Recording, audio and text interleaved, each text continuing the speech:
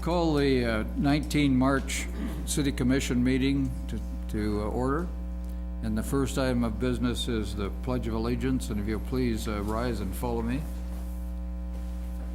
I pledge allegiance to the flag of the United States of America and to the republic for which it stands, one nation, under God, indivisible, with liberty and justice for all. And item 2 will be a presentation, so ask Bruce will be coming forward and we'll come down and join you. Well, good evening, and thank you, Commissioners, Mayor, for giving us this opportunity. I want to take a moment to recognize Flint Hills Discovery Center Foundation board members who are with us tonight.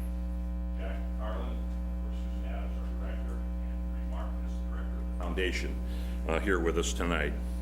Last December, we were here to present a check that supported the technology upgrades, the video projectors in the Horizon Ranch Immersive Experience Theater.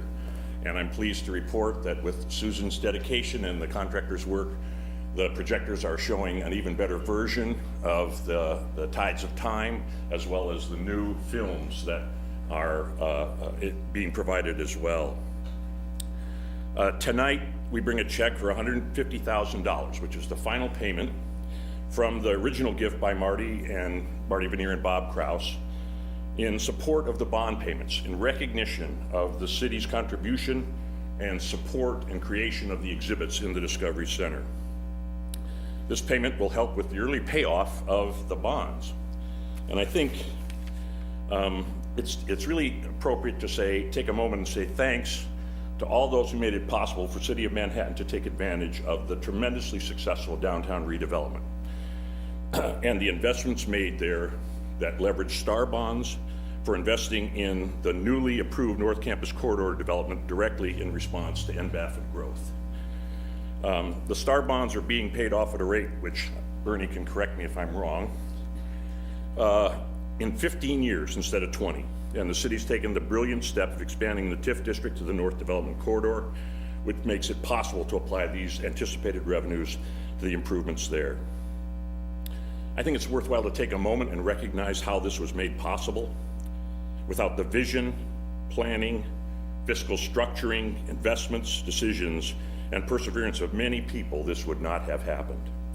It is a long list of critical participants who took crucial actions to achieve downtown redevelopment. City administration, city commissions, volunteer committees, chamber leadership, downtown Manhattan, bond council, STAR bond investors, Dial Realty, hotel investors, retail investors, and certainly state elected and appointed officials, and many more. The role of the Discovery Center was fundamental to the STAR bonds. Without it, without a viable attraction, the STAR bonds would not have been approved.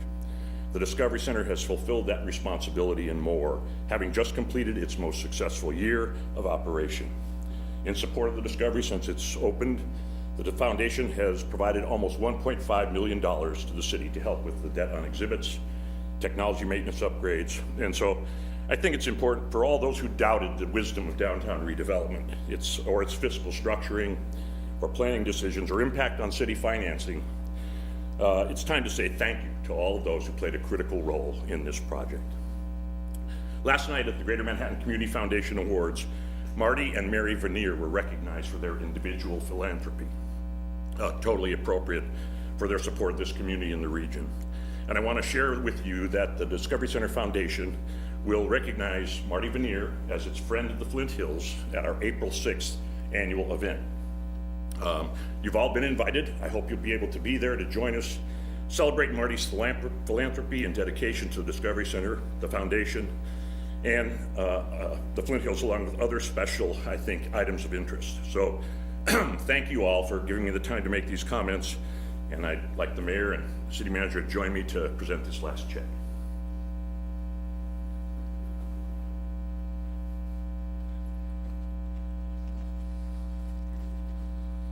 Susan as well. It's okay. I knew you wanted.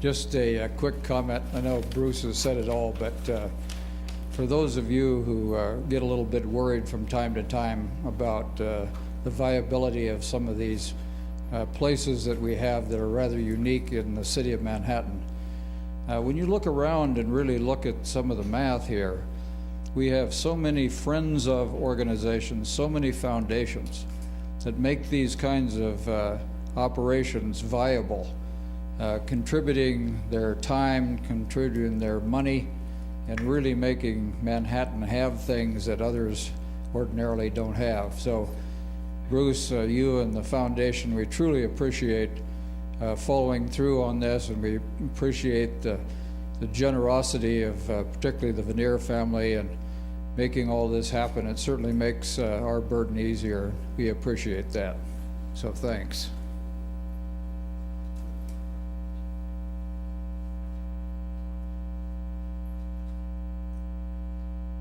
Now I have a proclamation.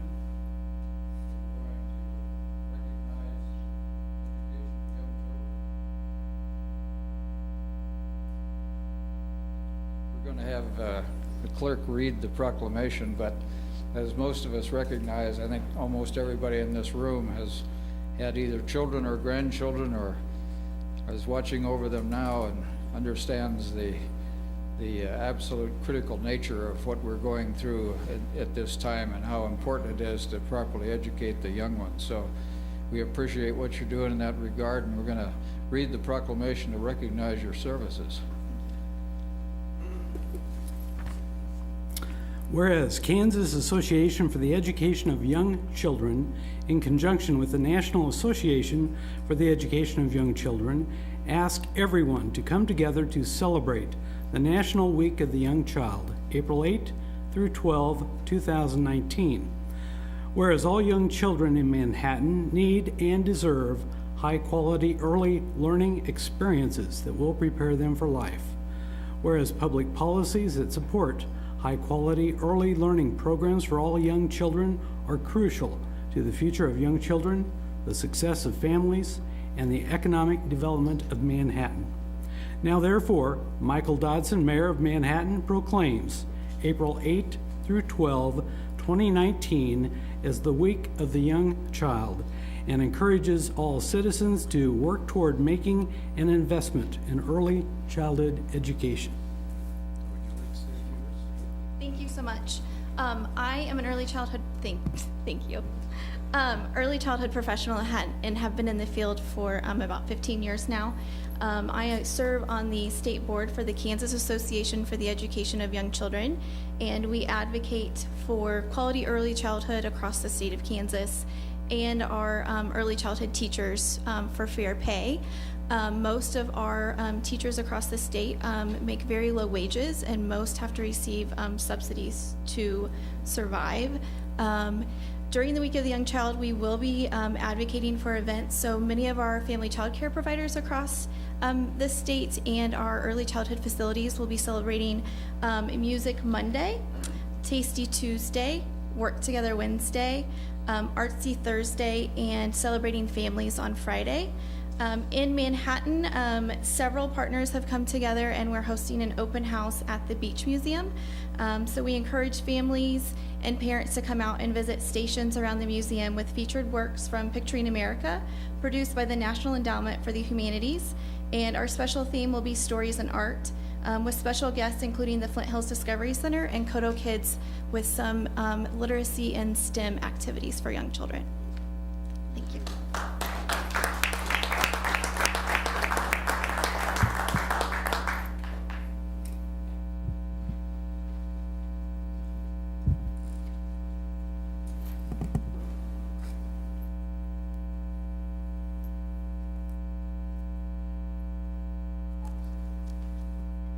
We'll now move to item 4, which is commissioner comments. So I'd open that up for Linda. Yes. Good evening. I'd like to call attention to the Flint Hills Regional Conference, sponsored by the Flint Hills Regional Council. That will be held on April 24th in Junction City. Last year it was in it's gonna flip back and forth between Junction City and Manhattan. And it's an opportunity for attendees to think on a more regional basis than less on the more parochial or local basis. So I'd encourage people to be thinking about that, and I'm sure you could Google the Flint Hills Regional Council and find a reference to that. And on April 18th, there'll be a fair housing seminar here in Manhattan. It'll be at the headquarters fire station. The first session is about electrical and mechanical hazards in existing buildings. The next on Section 8 inspections.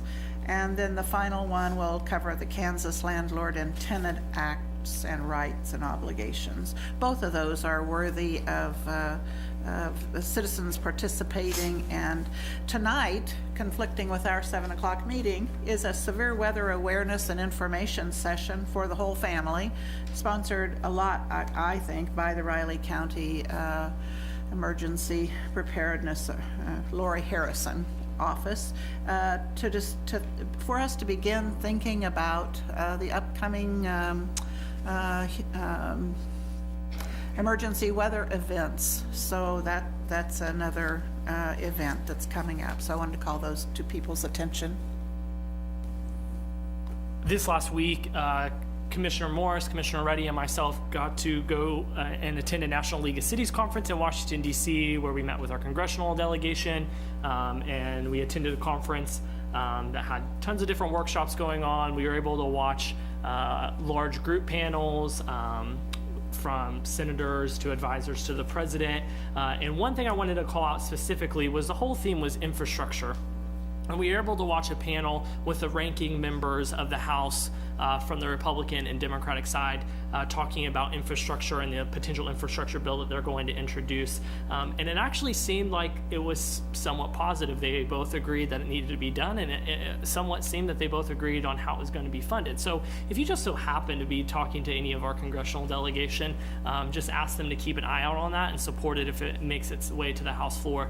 And the other thing that I thought was interesting when we talked about infrastructure that's relevant for the city of Manhattan is while we were having these conversations, typically when we think of infrastructure, we think of roads and bridges, but they talked a lot about access to the internet and Wi-Fi and how that's such an important part of our infrastructure. I talk a lot about affordable housing, and I say a lot, I could move back home to Harper and buy 3 houses for the price that I could buy 1 house here, but I can't do my job there because there's not stable access to internet. And I think a lot of times we think that access to internet is only a rural problem, but it's a problem here in the city of Manhattan as well. Where I live, there's only one internet provider. I only have one option. So we need to do work to expand there, and it's something that Commissioner Reddy has brought up a few times. So just something I want to put on people's minds is hopefully Congress moves forward an infrastructure bill, and if you hear about it, support it, please. And as we have these big conversations about infrastructure in the city of Manhattan, I think it's important that we introduce internet access and Wi-Fi as part of that conversation. Okay, just a few reminders. On April 29th is the deadline for the city flag contest. So we are looking for a new flag, and if you are interested or if you know of someone that's interested, please participate. I think this is a fun and exciting project that anybody can take advantage of, and maybe you'll be the one we choose and you will be representing us for decades to come. March 31st is a bike swap at City Park. If you have a bike that's used or maybe you've outgrown or something is not working correctly on it, you can come between 1 and 5 and swap bikes. There'll be hundreds of people. I think this was a huge success last year, and we hope to see everybody there on March 31st again. One last thing. Kevin Wilmot was a co-writer for Black Klansman, and I believe he just won an award, an Oscar award, and he will be speaking at 5:30 at the K-State Union in Bluemont Room. I think that's great to, we have a well-recognized writer coming to our city, and it would be incredible if all of you were able to attend. I plan on going, and I think I know it's a Thursday evening, there's probably lots going on, but I think that's something to take advantage of as well. Thank you. All right, we will move to item 5, which is the consent agenda. And as everybody knows, consent agenda are those items that have previously been considered by the commission, or those items that are traditionally administrative or housekeeping in nature. There are a couple on here that I would highlight just because they're, the folks at home might not recognize kind of what had gone before. But the last meeting, we did approve this amendment of C3 for the Aggieville Business District, and we redid some kind of how we treated the relationship between brick and glass and so on the frontage of those buildings. And then item F, we do have an organization, NQV8, which is a pet food technology company moving into the tech park. That's good news for all of us. And then item I, which is will be part of our build out for streets and road repair that was awarded to T&M Concrete out of Junction City. So Rob Ott gave us a briefing just before we started this meeting on kind of how we see the way ahead for this year and probably into next year. Some of the construction that we had on the docket for this year, and some that will probably have to be changed slightly simply because of what's gone on through the winter period. So this is an important element. Item J, this was a KDOT link program, and this is up at Walters Drive at the intersection with US 24, and that of course is out by our where our school addition and our rec facility is going to be, and that's a dangerous intersection that needs some attention. The last one is item K, which we had some discussion about last time, and this is essentially allows us through the Department of Energy Emergency Management to buy out some properties of those property owners who are willing to have their property purchased by the city and turned into non-residential properties. So I didn't know if anyone else had any comments on the consent agenda. I thank you, Mike. I am interested in calling attention to that there are 2 items on this evening's agenda that have to do with Wildcat Creek and mitigation. We're buying out properties, and we're also able to obtain some money to fix some of the damage that was done to public property, parks and trails, and a bridge on the linear trail. And so I just want people to know that we are continuing to push to make the Wildcat Creek situation less, to fix it, and this study committee that has been appointed is pushing to make progress also. We're talking about putting another rain gauge up on Wildcat Creek north and west of here so that we have a better handle on that. So there, and unless, Ron, you have other things to say, I am just really pleased that 7 months after the flood event, we can say that we are continuing to take action and continuing to push. Good, thank you. Anyone else?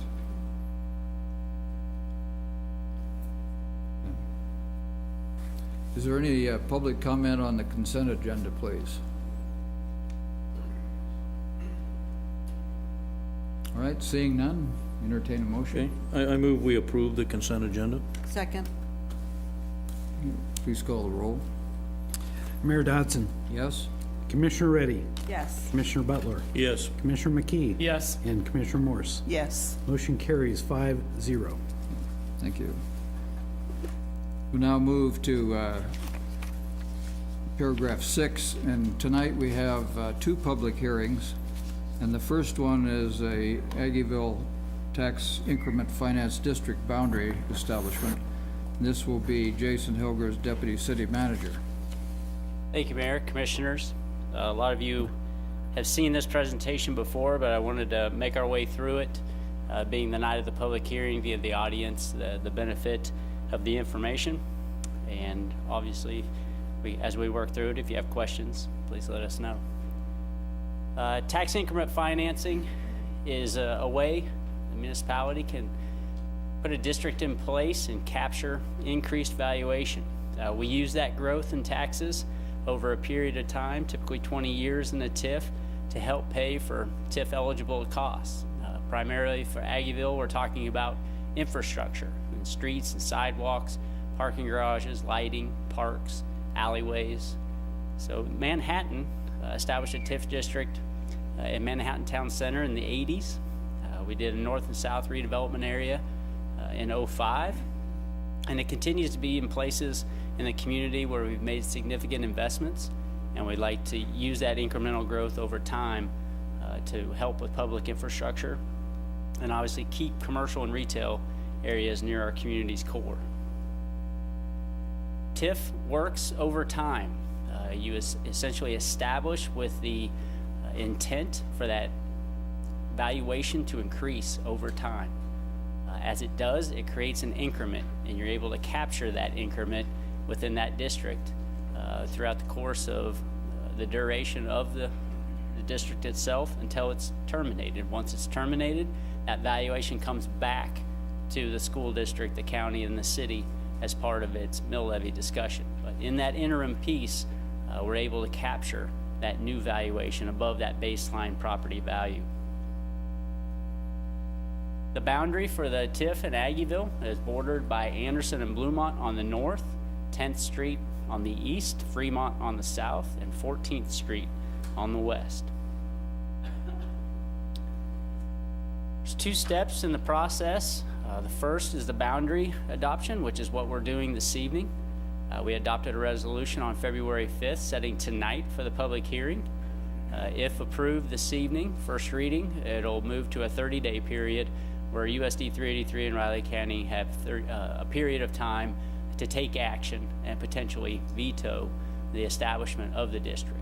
Our conversations with both entities have been positive so far. They can look to schedule this in the next 30 days after tonight if they so choose. They also have the option not to take it under consideration and simply allow the 30-day period to run its course. If we're successful and in both tonight's first reading and no action by the district or county in the next 30 days, that's a negative impact to the establishment, we'll come back March 7th and consider a second reading. Once established, the base valuation will be set for that boundaried area that we just went through in red, and that today is around $61 million. If established, we'll move into a redevelopment plan adoption process, a very similar 3-month process. We have a public hearing. We don't have to allow, by statute, the 30-day period for veto from USD 383 or Riley County during the redevelopment plan, but they will be notified of the process and the plan in which the commission will consider for adoption. If we get through that process, that essentially begins the 20-year clock in which you can capture those revenues and use them back within the district. We ran through some dates already. Just a reminder, tonight's the public hearing, and we would be back in front of you May 7th. And then we look for the summer of 2019 to consider the plan. The city hired Dave Darcy to do some revenue forecasting for the district. He came up with a low, moderate, and high scenario. About the $17.8 million mark is the moderate scenario, in which we then asked our financial advisors in Springstead to look at net proceeds if we were issuing tax increment finance bonds. They gave us two interest rates, 3.4 to 4.2. So you can see we could leverage anywhere from $10 to $11.6 million out of the TIF in order to make improvements within Aggieville if we bonded it up front. We also wanted to take a look at how Aggieville and downtown TIF revenues impacted the city, the Riley County, and USD 383. We have a moderate impact scenario for all three for Aggieville, which is at $17.8 million total. So each entity would be impacted over that 20-year period. We also looked at anticipated revenues from downtown. Once the TIF in our north and south redevelopment areas expires in 2026, there would be revenue available to all three entities after 2026, and we lined that up with the 2038 date. So we showed revenues from 2027 to 2038 just from the downtown area. This is an area that neither the city, the Riley County, or USD are receiving today on their levy assessments, but we are capturing within the TIF. We have a positive scenario for all three taxing jurisdictions, and then we went ahead and broke that down on an annual basis, how much each entity could anticipate once that TIF expires in 2027. Summary of costs that were prepared by Olson and Associates. We had a garage that was estimated between $9.5 and $12.6 million. We looked at some electrical bearing of overhead power lines and some public Wi-Fi, estimates from 3.5 to 4. Had a lot of roads and streets and sidewalks and alleys and streetscape and lighting amenities included in that 10.3 to 13.4 million. Gave us a total estimate $23.3 to $30 million in public project costs for Aggieville. With that budget, we're looking at, as I mentioned previously, about $11 million in TIF. If we follow a similar example that we did downtown with Points Avenue, we did establish some benefit districts and had the property owners participate at 5%, leaving 95 for the city. That would generate anywhere from $1 million to $1.5 million over that 20-year period. And then we'd look back to the bond and interest fund to assist with projects in Aggieville over that period of time. And we will come back to you in the near future with phasing plans along with scopes and fees from Olson to move forward with our first couple of phases in Aggieville. In that, we'll talk about just how the bond and interest would be impacted with that $11 to $17.5 million, whether it's a 10-year, a 15-year, or a 20-year debt schedule. I just wanted to kind of give you an idea of where we were looking at for that long-term financial debt for these improvements. Mark Baysham with Olson & Associates conducted some survey results. They had a press release in October of 18. Over 4,600 participated.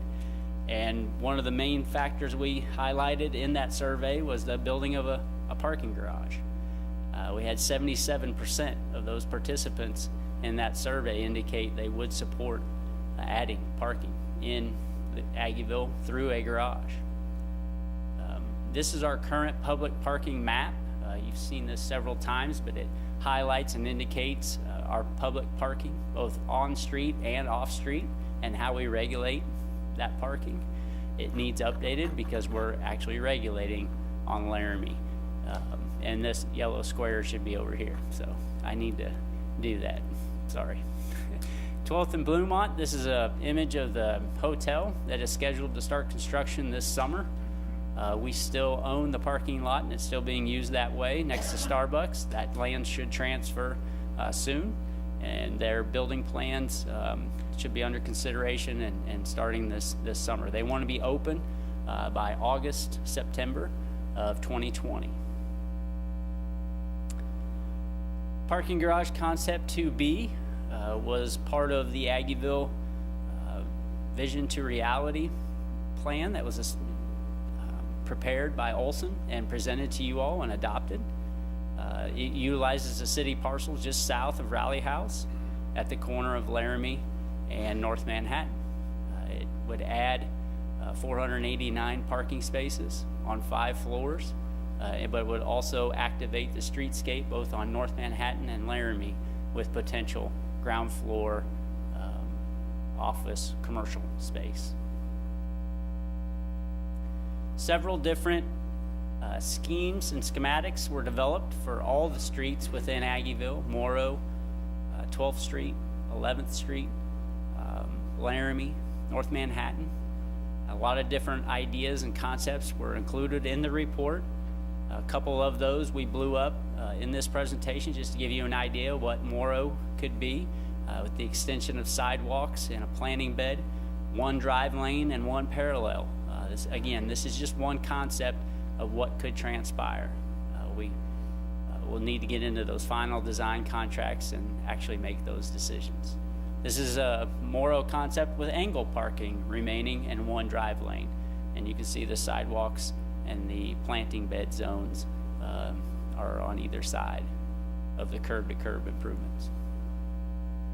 There's a pedestrian mall area on 12th Street in the plan, primarily between Morrow and Laramie, where a whole block on 12th Street would not allow any vehicles or parking and would be primarily for the pedestrian, building to building, including casual seating, decorative concrete, sidewalks, plantings, just a number of pedestrian amenities within that 60 feet of right-of-way.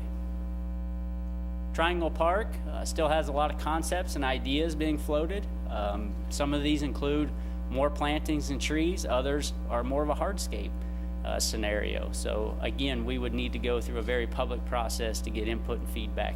But just wanted to provide you all a reminder in the audience here this evening. A lot of effort and energy has gone into concepts and images and ideas. None of these decisions on just exactly where we're going to spend the dollars have been made, but it allows us to develop a plan, develop TIF process and information for the community, and gives us an idea of where we're headed. That's the presentation I have for this evening. Again, we are here for the public hearing and any questions you all may have. I have a question about the bonding process. So we bond out, let's assume we pass the TIF, pass this through. We bond out the project based on the $17 million estimate from the consultant. Is there, do we immediately bond that out so that we can start work right away, correct? So we have some options. If we want to move all of that potential revenue of the 20-year period into a funding mechanism, a bond, and we want to issue special revenue bonds, yes, we can do that. We've talked internally. There's been adjustments since '05 that actually allow you to pay as you go. And so we could actually issue GO debt and use TIF revenues to help offset bond and interest payments. That would give us a little bit more flexibility on how and when we issue that debt. So much like we do a public project today, issuing general obligation bonds to fund that. We could capture those same revenues out of the TIF district and pay off that debt. You saw the interest rates they gave us were 3.4 and 4.3%, or 4.2%. We're issuing debt at about 2.5 on general obligation. We could leverage more if we go the GO route. What is, did the $17 million estimate come from the assumption from the consultant that we would start work immediately after passing? Actually, but I mean, it does. It anticipates the revenues coming in over that course of that 20-year period. The first year, I think it may even be zero in terms of incremental revenues. And the next year, I think it was about $12,000 in incremental revenues. It grows all the way to 1.9 million in year 20. So that 17, there's a lot that happens in years 10 through 20. Okay. The reason why I ask, and you essentially, you answer my question. It hurts my heart to see how much of that portion of TIF district is going towards interest payments on bonds. Sure. Especially when we're talking about a $30 million project, and this TIF district that we've put so much energy in really only pays for a third of the entirety of the project. So I didn't know if we could even explore on some level doing something similar that we've done with recreation buildings, where we're not bonding it out, we're truly paying as we're going. Yeah, and if we're down a path where we want to look at GO, we've got the temp notes that give us 3.5 years. We could allow revenue to accumulate and help us buy down that debt, which would actually allow us to leverage even more. The 11.6 under 3.4%, just take it down to 2.5% interest rate. We're probably leveraging close to $12.5 to $13 million instead of 11.6. So we would work with bond counsel and structure this in a way and give you all options when we finally get there to actually issue that debt in a way, whether it's a TIF bond or a GO bond. Thank you. Yep. So tonight, the public hearing is for the tax increment financing part of it. It's But the I do want- boundary. yeah. Yep, the boundary For the establishment. boundary of Correct, it. yes. But since you brought up the funding source, could you go back to Aggieville funding slide? Sure. So the $11 million will probably be going mostly towards the garage. And with that, there's also probably going to be some kind of a fee system within that garage, a source of revenue, let's say. For the benefit district, are the property owners aware of this, the 5%? This is the first I'm hearing of it, at least this is the first week I've heard of it. So are they aware of this, or is that to come? There's education that needs to happen there. It may have been mentioned in passing of what we did downtown with Points Avenue. We've been able to utilize some other revenue sources to help the city side of that 95% Right. downtown. A lot of the districts are very similar in nature in terms of all the public infrastructure. So what we've done in the historical past, we've kind of Right. looked to the other. So it's an opportunity. Doesn't mean it's I just don't want them to be surprised. Sure, When they're sure. thinking, well, I didn't know that was gonna happen. I thought the TIF district was gonna cover all of this. My taxes are going up anyway. Why? So I just wanna make sure if that is one of the sources for funding, Yeah. that they're well educated on that piece. And Commissioner, just so we're all on the same page, much like our subdivisions, we issue this type of debt. We get those projects done. They don't actually hit those owners for that 3.5, 4-year period. Okay. So there's a lot of time to get that education out. Now, before we pass the petition Right. that actually susses them for 5%, a lot of education as well. And then we'll get into the projects themselves. That 30 million, if we do phase 1 and it includes the garage, and phase 1.2 or 1.B is 12th Street to finish the roadway next to the hotel, we've got probably 5 or 6 more years of about $3 million each year. And that's when those property owners would be most impacted with that streetscape. So we're talking 2021, 22, 23, 24, and probably 25 before we're finally through the entire district with our improvements. Yeah, I just wanna be sure, because that is that area has very, high property value. Yeah. So we wanna make sure that the businesses that are coming in or that are currently there understand that as well. We haven't decided on the sales tax question, so that's still up in the air. We're gonna be discussing that, further down the line. Yep. Yeah, I think those were the three I just wanted to clarify, although those are not the decisions we are making tonight. I just wanted to make sure that those are addressed, so thanks. Any other questions? We can come back to commissioners in a minute. Let's go into the public hearing section of this item. So I'd ask at this time if anyone has a comment or question on this particular item to come forward and state your name and let us hear from you.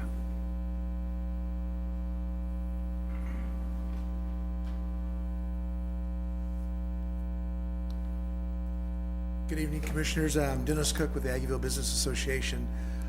Just wanted to, we've been through this we've been chasing this thing for a number of years now, and I think they've done a terrific job, the staff and everybody who's been working on the project. This is a really key thing I think for the city and for Aggieville. This is very important to us, and we have got a lot of support with this. So we're really hoping that this is something that you can feel comfortable with. Thanks, Dennis. Appreciate it. Anyone else, please?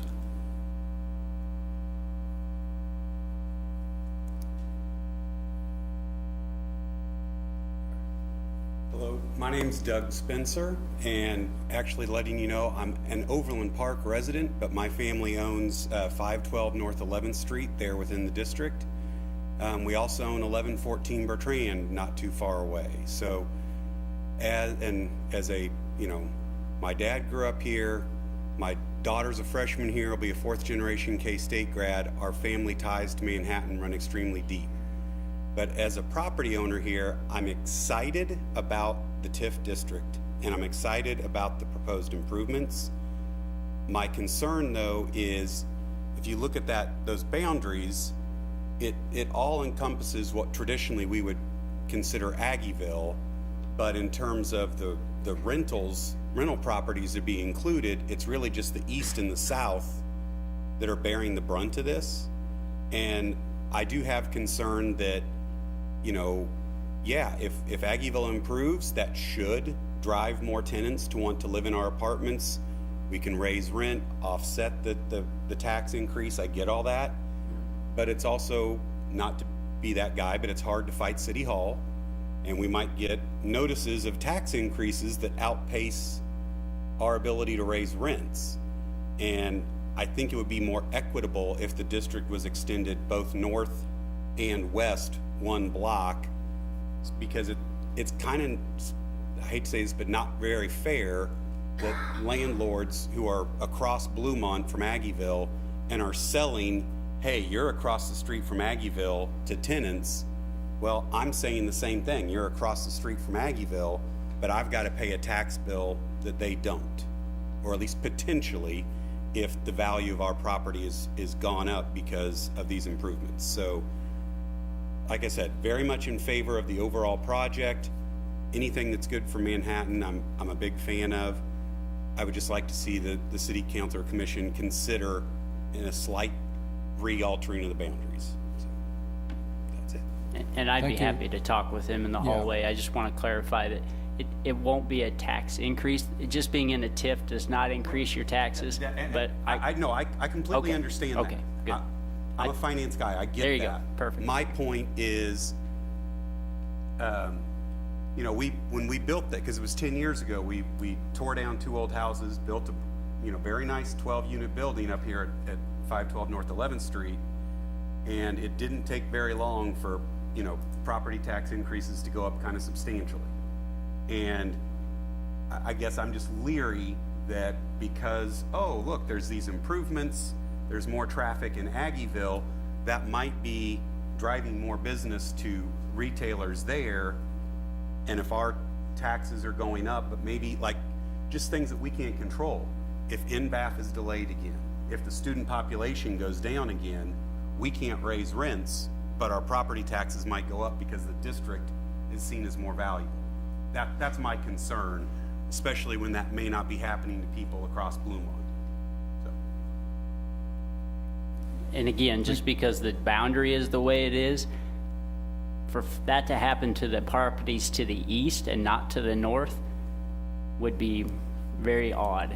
And it'd be really a Riley County appraiser making the determination that they would treat properties east of 11th different than properties north of Bluemont. The boundary really shouldn't influence our Riley County appraiser at all. Okay. If that's the case, that's great. Yeah. And it still, to me, would just seem more equitable to include And- a 1-block radius around. And Okay. Thank you. Thanks a lot, appreciate it. Anyone else, please?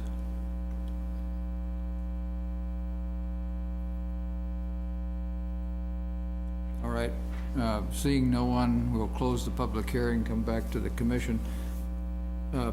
Jason, are you gonna talk about what, because we did a special district on the north side too, so, yeah, just recently. Yeah, just to the north is an area that's not in an enterprise zone. We've had a lot of redevelopment take place over there. We have some even proposed. We would love to be on north side of Bluemont.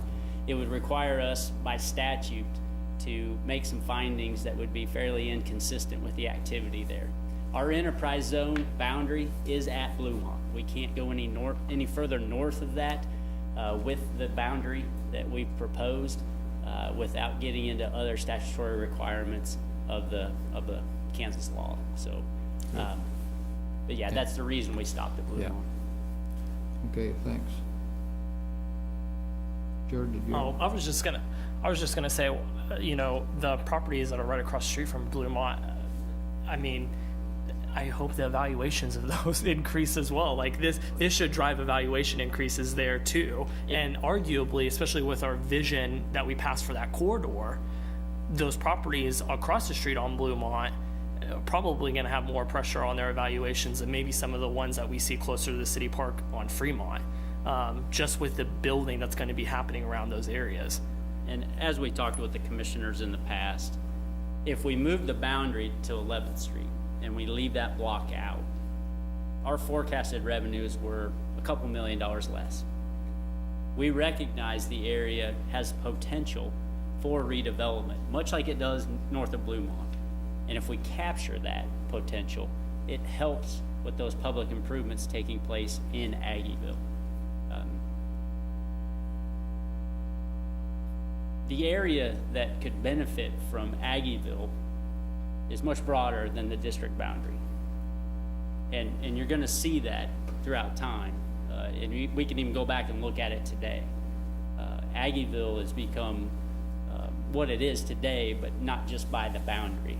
And it's been impacted well beyond these boundaries. But I understand his point. I mean, I can realize where he's coming from. We do hope those values increase at the rate at which they were forecasted, more so within the boundary of 11th Street to 14th Street because of the commercial activity we anticipate. The residential is really taking advantage of an opportunity that hasn't occurred that could occur. I think some of the economic leverage comes from two things.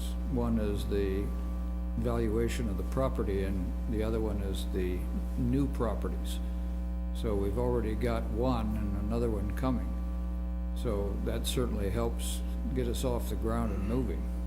You could easily argue if the boundary was moved to 11th, the property tax statements for all the properties between 11th and 10th would be the same over the next 20 years, whether they're in the boundary or Right. not. Yeah.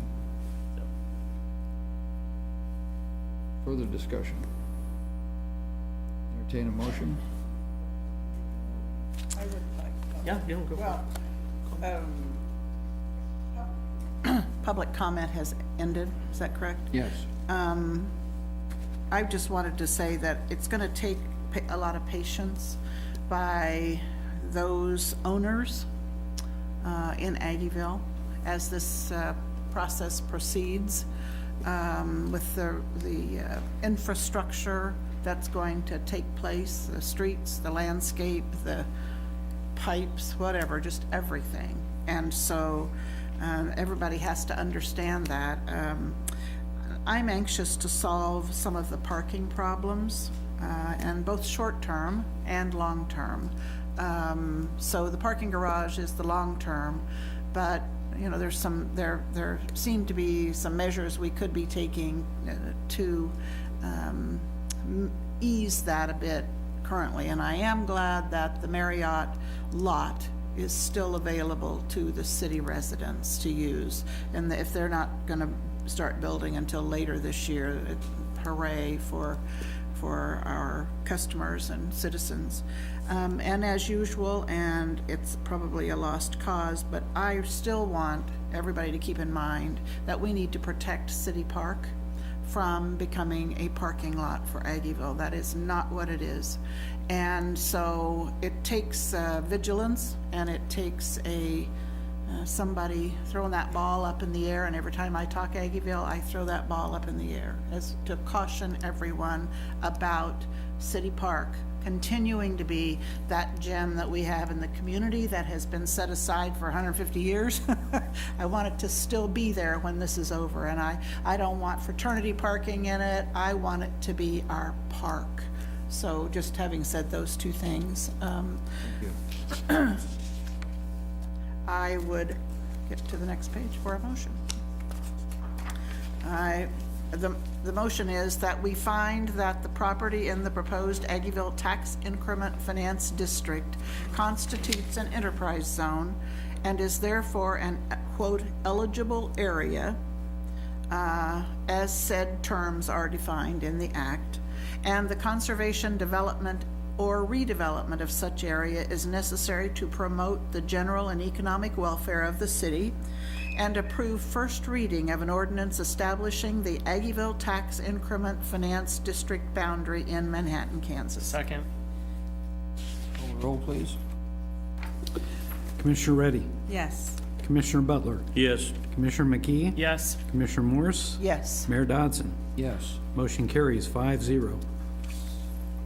And item B, under public hearings, is a levy special assessments on Miller Parkway Scenic Drive intersection improvements, ST 1512. Presenters, well, Rena, you're already there. Also list Bill Frost and Jason. And are you going to explain why we're doing this as well? Yes, sir. Okay, thank you. Good evening.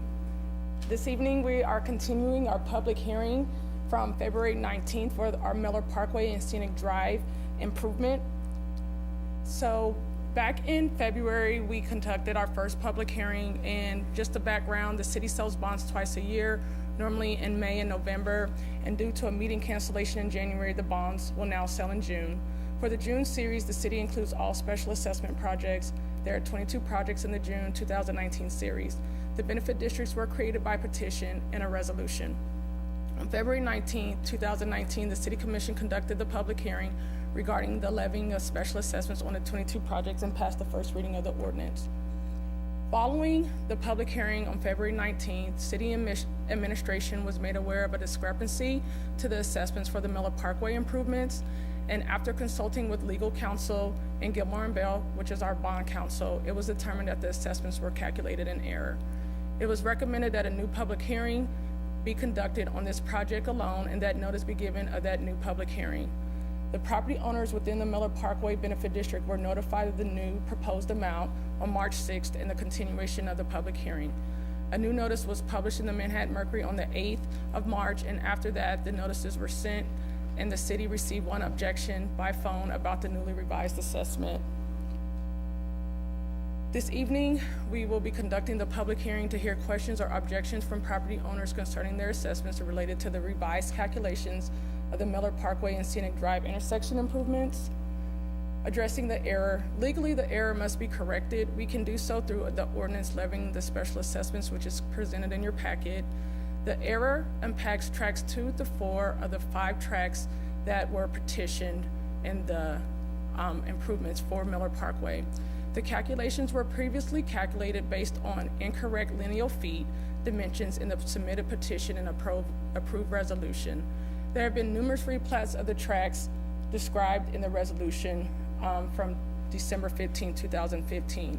The calculations were revised based on the actual platted dimensions per the various plats. And again, the ordinance levying the special assessments against the benefiting properties is presented in your packet. Enclosed is a map prepared by Public Works that attempts to pinpoint the error. So the error in question is for tracks 2, 3, and 4. When the petition and resolutions were submitted and approved, track 2 was submitted with 695.45 lineal feet, and then track 3 was presented with 514.84 feet, and then track 3, 514.84, and then track 4, 620.92 feet. And so those improvements along Miller Parkway actually are in yellow, the correct lineal feet. So track 2 actually is measured at 376.21 lineal feet, and then track 3 at 288.31 lineal feet, which is only part of track 3. And then track 3 also includes Ledgestone Ridge Unit 2, which is 449.53 lineal feet. And then track 4 is comprised of 2 lots, which includes 353.74 lineal feet for lot 37 and 321.48 lineal feet for lot 36. When the petition was submitted, if you can see on the map, 695.45 lineal feet, it includes track 2 and parts of track 3, which is that 376.21 and at 288.31. And then the track actual track 3 should have been 449.53 lineal feet compared to the 514.84 lineal feet.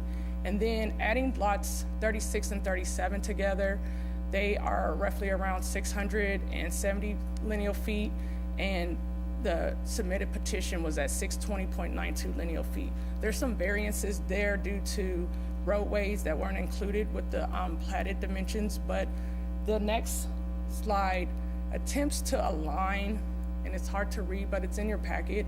It attempts to align what was in the petition and in the approved resolution with actually what has been platted. And so tracks 1 and 5, they have no changes in their dimensions, but track 2 was submitted at lots 1 and 2 of the Ledgestone addition, and that included 695.45 lineal feet. However, it really was Ledgestone addition lots 1 and 2 and Ledgestone Ridge Unit 1 lots 1 and 2. And so the corresponding recalculation of the shares are submitted as well in this slide. And then track 3 was submitted as lot 3 of Ledgestone addition and all of Independence Place. But once it was replatted into Ledgestone Ridge Unit 2 lots 1 through 16 and then 22 through 35 for a total of 30 lots. So then track 4 was Ledgestone Ridge Unit Addition Unit 2 lots 36 and 37, and those assessments are calculated based on those lineal feet for those 2 lots.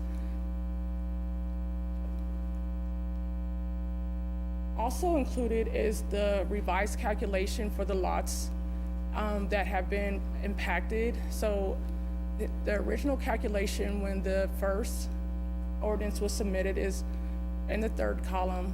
The revised calculation is in the 4th column, and the variance is in the 5th column. And so in terms of the most negative impact to the lots is to the 30 residential lots. Their assessments have increased by about $1,500 total, average of about $100 a year. And the city's assessment increased as well due to the lineal feet being properly measured. This is the cost information that was presented last time, and again, it's the same. We plan to issue bonds at a total amount of $10,235,000. The city at large share is related to the city's portion of the Miller Parkway improvements. Our next steps, the second reading of the special assessment ordinance will be considered this evening after the public hearing, and property owners will receive a second letter which gives them the opportunity to pay their assessments in full by April 18th. And if they're not paid, they will be bonded in June 2019 and amortized over 20 years. The bond sale will occur on June 4th, and the assessments will appear on the November 2019 tax statements. That's all.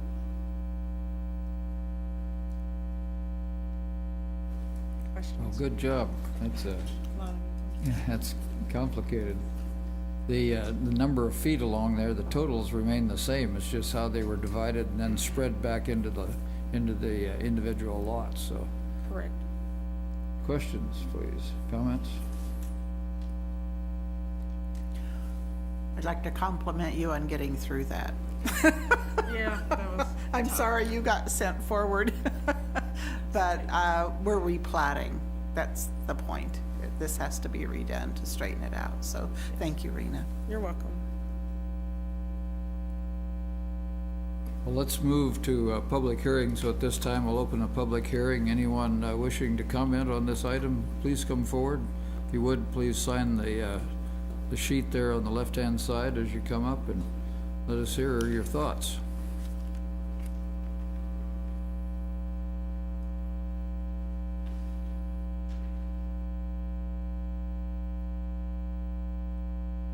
Okay. Seeing no one, we'll close the public hearing and come back to the commission for any further comments. Seeing none, we entertain a motion. Well, actually, I have one quick question, and I'm not even sure if I'm allowed to ask this, but I'm going to ask it anyway. The person who called and objected, was staff able to work and explain the situation to them, or are we going to get like a really nasty phone call after this is all done? So, as I mentioned earlier, there are 30 residential lots. that were the most negatively impacted. Of those, 5 have been sold to individuals, and the rest are still owned by developer/builder.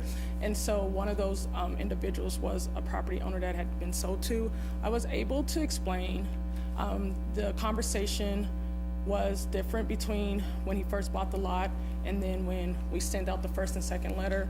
I did actually provide him that slide that had the map, as well as the other slide that had the comparison of the plats when they were submitted compared to what they were replatted as. And I haven't received any additional feedback from that gentleman. I did receive 2 other phone calls this week, and they just asked for explanation, and they were okay with the assessment the way it was. Okay, thank you.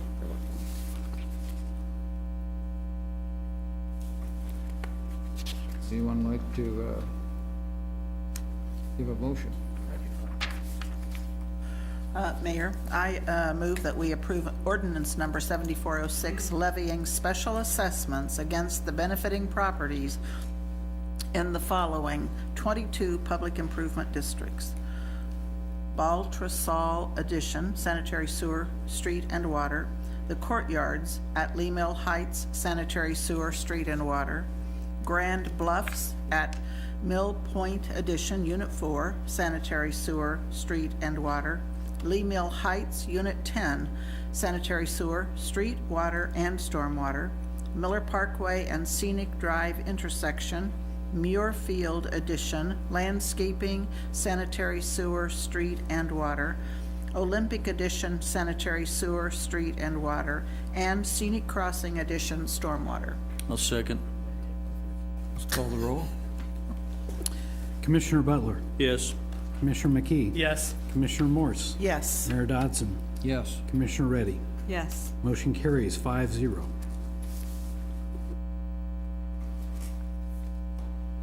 We'll now move to Section 7, which is the general agenda, and item A is to consider authorization to issue requests for bids for the Manhattan Regional Airport Terminal Parking Lot construction, and this will be Jesse Romar, our Airport Director. Good evening, Mayor, Commissioners. Good to be here this evening. And here we go. All right, we've talked about airport parking quite a bit over the last few years, and I got some history on it, but I want to address first a question I often get is, do you really need extra spaces? How much capacity do you really need? And it's not always a question of capacity where we're having issues with the parking lot, but a lot of it is safety concerns as well. Although we are seeing additional peak periods increase over time. Before it was just Christmas, now we're seeing a midsummer peak, we're seeing a spring break peak, we're seeing a Thanksgiving peak, and each time we have additional parking overflow situations. We also have some safety concerns that were highlighted, and we attached a report from Chubb Risk Engineering. These are some paraphrased bullet points from discussions that we had with Chubb, and most of their comments that are reflected in the report of a lack of lighting, drainage, and some spots of deterioration in our current asphalt, and a lot of trip and fall hazards. So getting back to capacity, we just added the far southwest corner recently, it's just a few months back. But prior to that, we were at 650 parking stalls. And when you look over on the right-hand side, you can see the parking forecast from the Terminal Area Master Plan that was done in 2011. It forecasted our needs for 2015 parking to be about 650 stalls, 648. So when we added the southwest lot this past late fall, we added 50 to 100, depending on how people park and gravel, about over 700 stalls of parking. By Christmas, we didn't have enough. We had people creatively parking, moving barricades, parking over curbs, parking in unsafe conditions. And so right now, in the peak periods, our demand is exceeding the forecast from that master plan. Again, these are some pictures that I have shown in the past of creative parking that people have done. This is also some of the issues we're having with drainage and runoff from the gravel milling lots that we have. You can't tell too well in the picture on the right, but severe rutting is occurring, which is impacting drainage in the lots.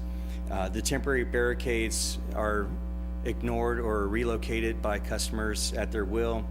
Even the large boulders that you see pictured there have been moved by customers with large trucks, and when people want to find a place to park, they will go to any measure possible. We have severe deterioration of asphalt in a couple spots. This one in particular on the left-hand side. We just actually filled all those potholes in last fall, and then over the winter conditions that we had, after a couple rainstorms, a couple snowstorms, it's back and is looking worse than it was before. And the picture right there on the left-hand side is a recent rainstorm, and you can see how much water ponds there that you can't really tell the depth of the potholes that are underneath it. And so we have had some complaints about vehicles hitting those holes pretty hard. We have lighting conditions or issues across the parking area. The picture on the right-hand side, you can see a high curb there. This is new Millings lot on the west side, or excuse me, the east side. And you got to step over this area. You can also see here the uneven pavement surfaces. But the lighting pole there, as we zoom in closer, I kind of put an arrow there to it.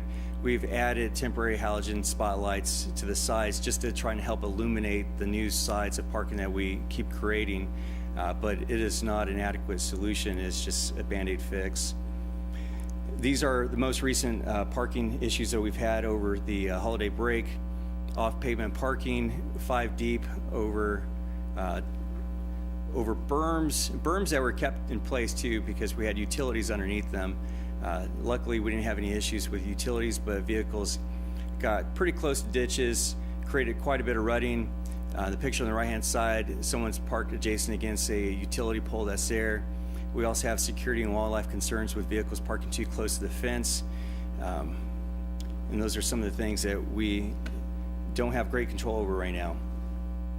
Looking parking, I was looking for a really good aerial shot of a past parking lot. I couldn't find one, but I found this one here on the right-hand side of 2011. And you can see the old terminal footprint. It was only 12,500 square feet. So it was a smaller terminal, and that center oval there was filled with grass, which is now our center oval gravel lot there. But you can also see the curvature of the parking lots for rental car and the other parking lot on the other side, how much over they came towards the terminal. Once we built the new one, and this is 42,000 square feet, much larger footprint, it cut away into that the curvature of those lots, and it also cut into the curvature of the original loop road system, which has caused some issues for us. The design right now is going to address that, and we'll get to that later, but just keep that picture in mind that some of our solutions is in response to the larger footprint of the terminal and cutting away the original parking design. So as a history, it's just real quick. April 2012 is when City Commission originally approved an agreement to do a design with the parking lot. This was with Mead and Hunt. Construction at that point was intended to occur after the completion of the terminal project. That didn't happen, and instead we started responding with temporary parking lots. In October 15, Commission then again approved the development of a temporary parking lot that added about 114 stalls. So we started increasing the stalls and again adding another temporary lot. And each time we added lots, they were being filled. This is a little look at the original design from Mead and Hunt that had about 8 phases, and we thought it was going to be about $8 million worth of costs. Once we started adding temporary lots, it reduced it to about $7.2 million, but still kept a lot of the phases. It was going to relocate, which you can't see in the drawing here, but there's a ditch here with utilities. It was going to relocate that. The fence that is here was going to be relocated, and there's an interior road right here too that would have to be relocated over. So it was very labor intensive and it was expensive, and we wanted to see if you can get 935 stalls out of this design, what could we get if we kept our current footprint? So at that point, a decision was made to reevaluate the whole design and look to keep the interior road system that was effective, it was in decent condition, and just utilize the footprint that we had at that time, or right now. So about a couple years ago, November 16, and then an airport advisory board meeting looked at this, and then a work session with City Commission. 2 designs were brought up, and we started using the terms of option 1 and option 2, and I have a drawing here in the next slide I'll show. And then we started discussing revenue scenarios with the board and City Commission in a joint meeting in October 2017. And these were the drawings that we used to call options 1 and option 2. Option 1's a full build out, and 2 kept the southwest corner unpaved, but continued to make improvements throughout the entirety of the rest of the lot. By February of last year, Commission again approved another design with Olson Associates, who had been the original sub-consultant on the project, to do another design using the current footprint and expand it out. This time, that contract also included pro forma on revenue scenarios and anticipated customer behavior changes. So in June of last year, Olson and Walker both came and presented a preliminary parking revenue performance to the Airport Advisory Board. And the board, we have a couple members in the audience today, the board has expressed their consistent support for funding the project through user fee and wanting to see the improvements made. In August, we presented a department update to City Commission with Olson and Walker walked through the presentation and showed the different revenue scenarios and debt service and what rates could be collected to cover that debt service. Walker's pro forma contained a bar graph, and I'm going to show that in a later slide with the finance section, and showed what we can expect to receive in revenues. Then February of this year, so recently, we met again with the Airport Advisory Board and we walked through the whole issue, the need for parking, the different designs, and fee implementation scenarios. The Airport Advisory Board again showed their support for implementing revenue controls and initiating an immediate fee to fund the project once everything was complete. They also expressed some interest in seeing the first hour be free, 1 hour thereafter, or excuse me, $1 for every hour thereafter until you hit the daily maximum rate of $5. So right now, we're looking at design is pretty much complete with revenue controls and alternatives for phasing materials. And I'm gonna have Mark Bachamp come up with from Olson to help explain the rest of the design slides. But we, again, went away from the terminology of option 1 and option 2 and instead are looking at alternatives in here to provide the options for us to consider once we have the bids. Mark. Thanks. Mark Bachamp with Olson, and I'll kind of walk you through our scenario here on how we developed the concept here. And I'm going to start up here with base bid, and what you can see in the blue is what we're considering a base bid. That's the item that we're going to, when it goes out to bid, that's what we're going to do. The alternates is you're going to have a choice of whether you want to select those alternates or not during the bid process. So base bid phase A is actually fixing an entrance over here, but also including a sidewalk and making that ADA accessible, which was needed to get completed. Phase B, what we wanted to do with phase B, in order to construct this, all this parking is going to have to be moved over here and for construction. If you remember back in the original design, this road looped clear around here, and you had a straight line coming in front of the terminal and also the offices over here. Well, that continued your drop-off zone for the airport. We didn't have that now with this scenario. So what we're doing with this is we're bringing another drop-off area around the curve that will also have right in here is an at-a-bus drop-off with actually a lift that it meets ADA so they can drop off people to actually get to the terminal. And there's also, right now there's backup traffic backing up into the crosswalk zones and everything. This allows more storage volume for people dropping off. Also, the thought is to have right in here a Uber Lyft drop-off designated area. So they're not parked in front of the terminal.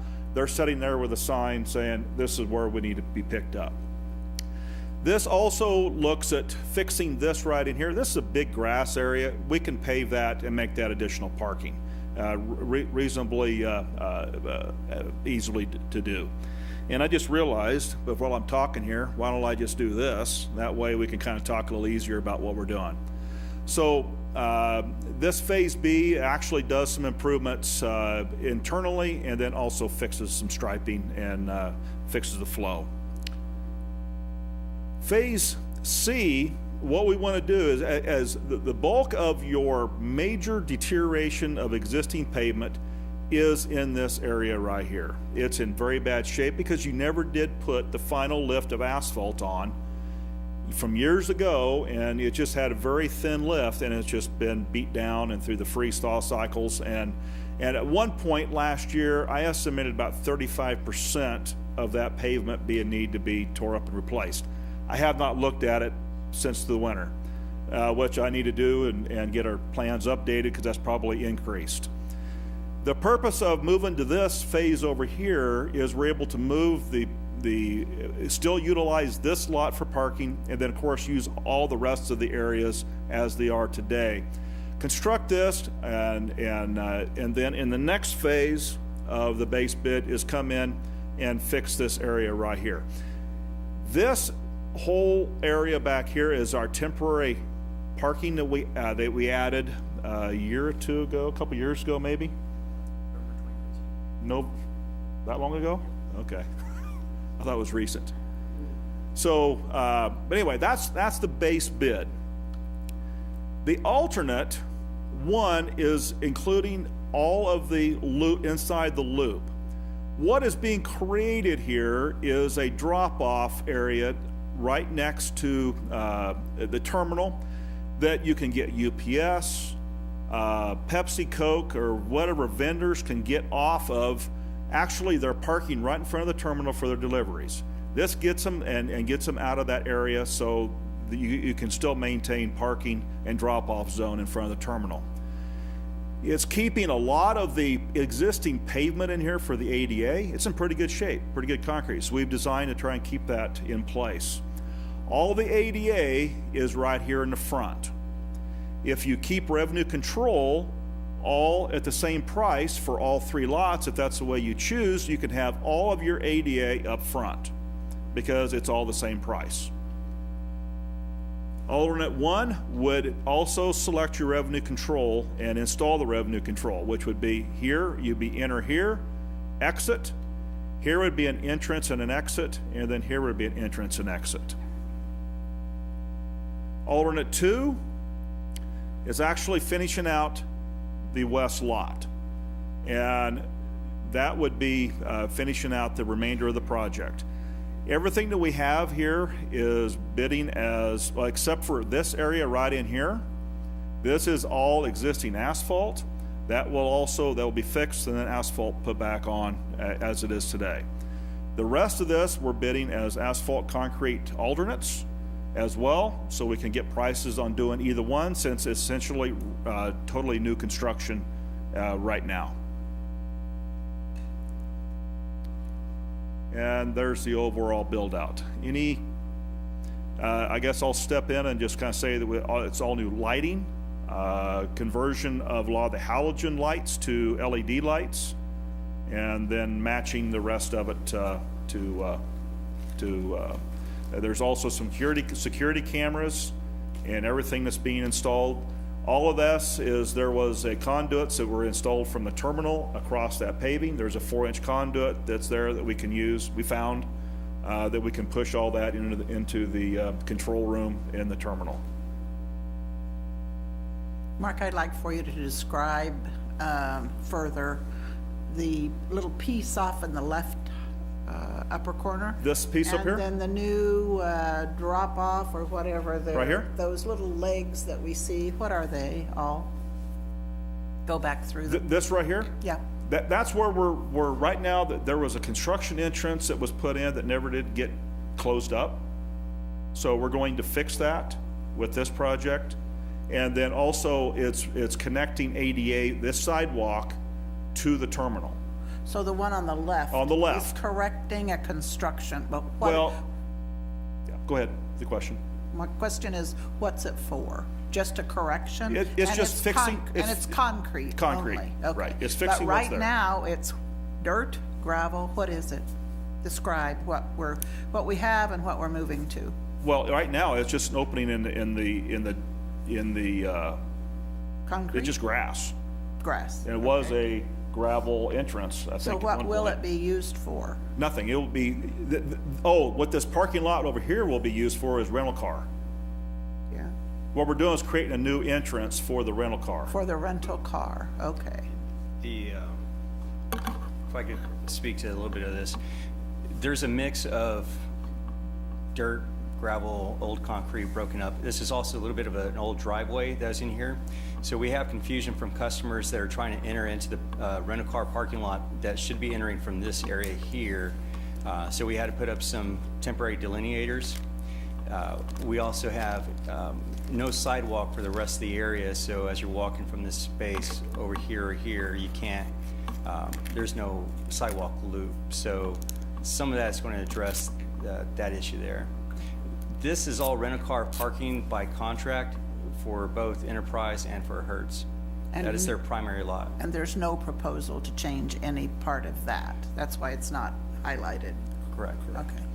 Then what about the legs that we see over on the upper right think side? that's- Yeah, just explain that again. That's the dog. So this, I can go left to right and you can stop me wherever you'd like. So There are this- two, yeah. This is the extended drop-off area. So right now, if you look at the design of the terminal, the curb comes in and swoops in right about sharply here. So here we have a fire hydrant, we have a big red curb. You don't have that much space for loading, unloading, so we do get a lot of backup for customers. They will kind of dive in diagonally and then block this lane. So what we're doing here is eliminating some of this additional concrete and aligning it out so we have additional drop-off lane, as Mark had mentioned, and not only for ADA, ATA accessibility, but also for Uber and Lyft. They've been asking for designated areas where they can stage, and so we're hoping that this space here, I lost my cursor, there it is. This space there will help in that whole drop-off loop system. So there's that. Here, this is the overflow rental-car parking lot by contract. Because we don't have enough stalls here for all of them, we split this one out by Hertz and Enterprise too. So we're going to maintain that. We have some employee parking that's going on right here. We don't have any visitor stalls for business visitors that we have. So this is going to help us with our parking areas here. Now this little jog out is related to the pet relief area. The what? Pet relief area. I We see. have a designated area for people to go walk their dog, take them out to use the facilities. And it's right beside the terminal? It is between the terminal and the airport administration building. We have a little dog run. That this stems from a US DOT federal rule that is now requiring airports to have a pet relief area past the secure checkpoint. And so that came up as a new rule after we had completed the terminal construction. The alternative, though, that's the language that's in the federal reg, allows us to negotiate an alternative with a regional provider of pet services or service animal training and such. So one of the things that we did, we showed our terminal design. We talked through how much time people spend in the hold room, and found it to be adequate to have an exterior dog run and not to have to create one inside the terminal past the checkpoint. But we also agreed that we would add water for the pets in that area.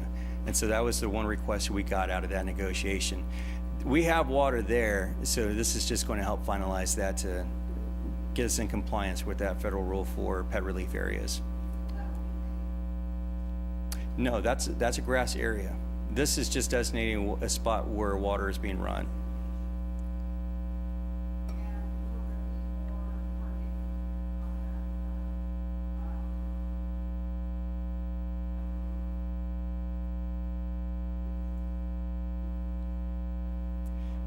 So the rental car, as I mentioned, is not going to change, but this side of the employee parking right now has about 3 stalls, and so it will be redesigned to better utilize that space. Whoops, I'm sorry.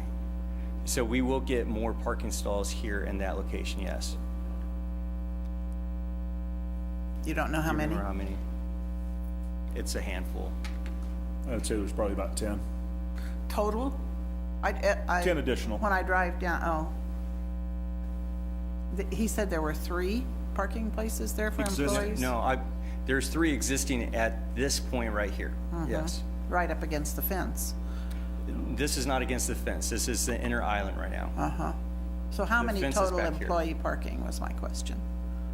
I'd have to go out and count to tell you how many employee parking. I don't have that number here. Okay. What are the, where are the revenue sources coming from, the fees? Charges, you said 3 There's points 4. of 4? Where are those once again? Well, Go ahead, Mark. sorry. This is in right here for this lot here. This is exit. So you only have 1 in, 1 out. This is 1 here for this total area right here. This is in and out in the same. This is in and out of this parking lot right here. We have separated, well, it's separated now, and it's continued to be separated. The rental car and this is separated lot. Okay, so there isn't one just as you enter the airport, there's, No, we got away from the toll, kind of the toll booth scenario. okay. Yeah. And do these need to be staffed, or are you thinking electronic? There will be electronic. There will be also one inside that you'll be able to, if you want to pay your parking inside, and then take your card out. I can't remember. Well, K-State has it up at theirs. You can take it out and put it in your slot, and then leave. Okay, Now, as far as being manned, I mean, there is things with these that, if electricity fails and so forth, there is stuff that may be called, and there'll be protocol calls with this if there is a failure. You'll go through a chain of command as to how it needs to happen. We'll also have cameras that are pointed at each of the revenue control systems, so. okay. Most of the ones I've been at, whether it's the tolls on 70 or even at K-State parking garage, anywhere I go, there's usually a staff person there because things just happen, even if electricity is fine. So are we thinking that we're not going to have any other problems unless there's some kind of a disaster of some kind or an anomaly of some kind that has a negative impact? There isn't going to be any staffing in any of those areas? No, they'll all be credit card driven. Okay, because even sometimes credit cards or whatever, especially if they just have to pay $1, and even the K-State garage, it only takes credit card, but there's usually a person in that window, so. We talked through a couple of the different options with Walker on revenue control systems, and we asked similar questions to that. And there's ways to, it's my understanding that there's ways to program it that if there's a failure in the system, a default can open the gate. And so when airport staff is not around, which is only 3 hours a day from 1 to 4 a.m., there could be a default to make sure people are allowed to get out. Otherwise, airport staff is there.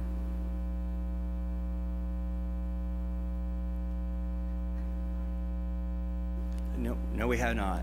Any other questions on design? So, while there's no specific financing involved in the request today to go out to bid, there is a implication based on past and future expenses. So I wanted to lay out some of the things that have gone on in the past.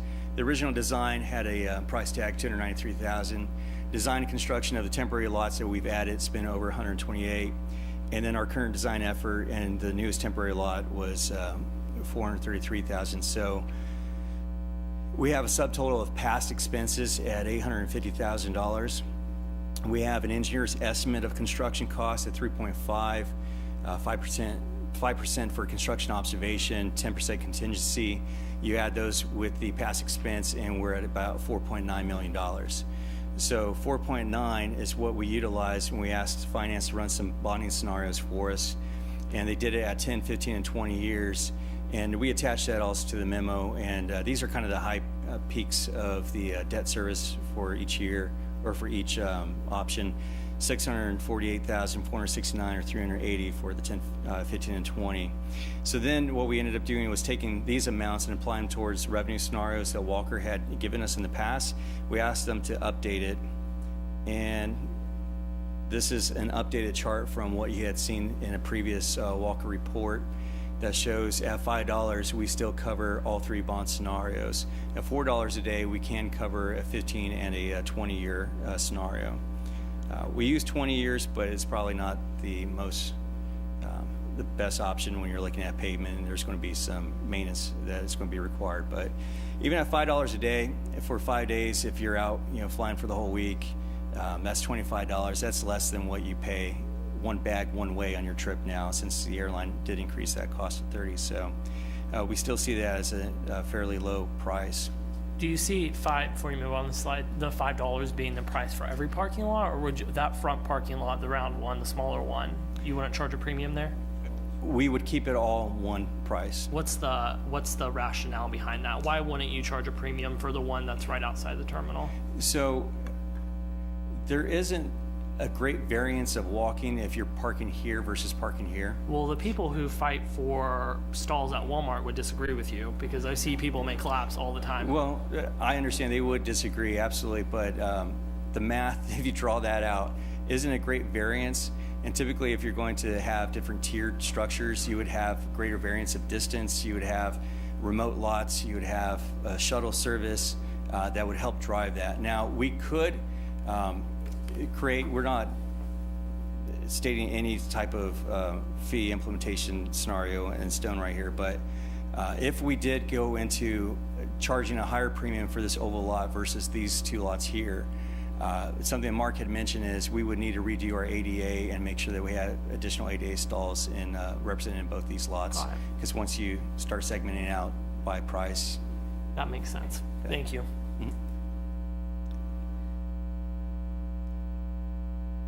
So that's all I have for the financing part, and we know you have alternative concerns at hand, and we're making the recommendation that you approve us to go out to bid. Just a couple of things, Jesse. One, I don't know if I don't think you mentioned it. We got a endorsement letter from the Chamber of Commerce too on this. And tonight we're considering to bid, not how we're going to pay for it. We just want to kind of see if our estimates are close, right? Yes, sir. So that's what the question before us tonight is, simply whether we should bid this out and find out if there's a viable bid price. There's two kind of follow-on things. One, when you look at this one slide that's got the base bid and the others down the side, it's got both an A and a B alternative there inclusive, and that's $4 million. And what I was trying to determine is, I was trying to do the math to get to 4.9. So Go to your other slide. so is that the only thing I add? Yeah, 800,000? 4.9 is 854 plus the 3.5, 177, 355. Okay, and that So- gets me up to 4.9? That gets you to 4.9. Okay, great. The other question that I think all of us worry about is during construction, particularly in a place like this, which is relatively confined, do we think we have enough offset so that we can accommodate the parking as we're doing the construction? Are we gonna have to do something else like temporary use of the military ramp or something? We want to make sure we can utilize the space we have first before looking at the military ramp. That was something that was done several years back, but not really looking to revisit that right now. One of the ideas originally was to gravel this lot out first, so that way we can shut down certain areas and transfer people over. That now has been done since we have that asphalt millings lot. So we should be able to transfer things around if we complete this project within the next year. The rate at which we've been growing, though, we've increased 10,000 employments in 2 years, and we've seen the parking utilization go up as well. So anything beyond a year, I would not be comfortable in predicting that that lot could help us in staging. Is this still 781? Is that the number for the parking slots? Total? Yeah. It's for customer, not including, yeah, those are open to public parking spots, yes. Yeah. And then the 2030 rate was almost 100 above that, right? It was 8 something.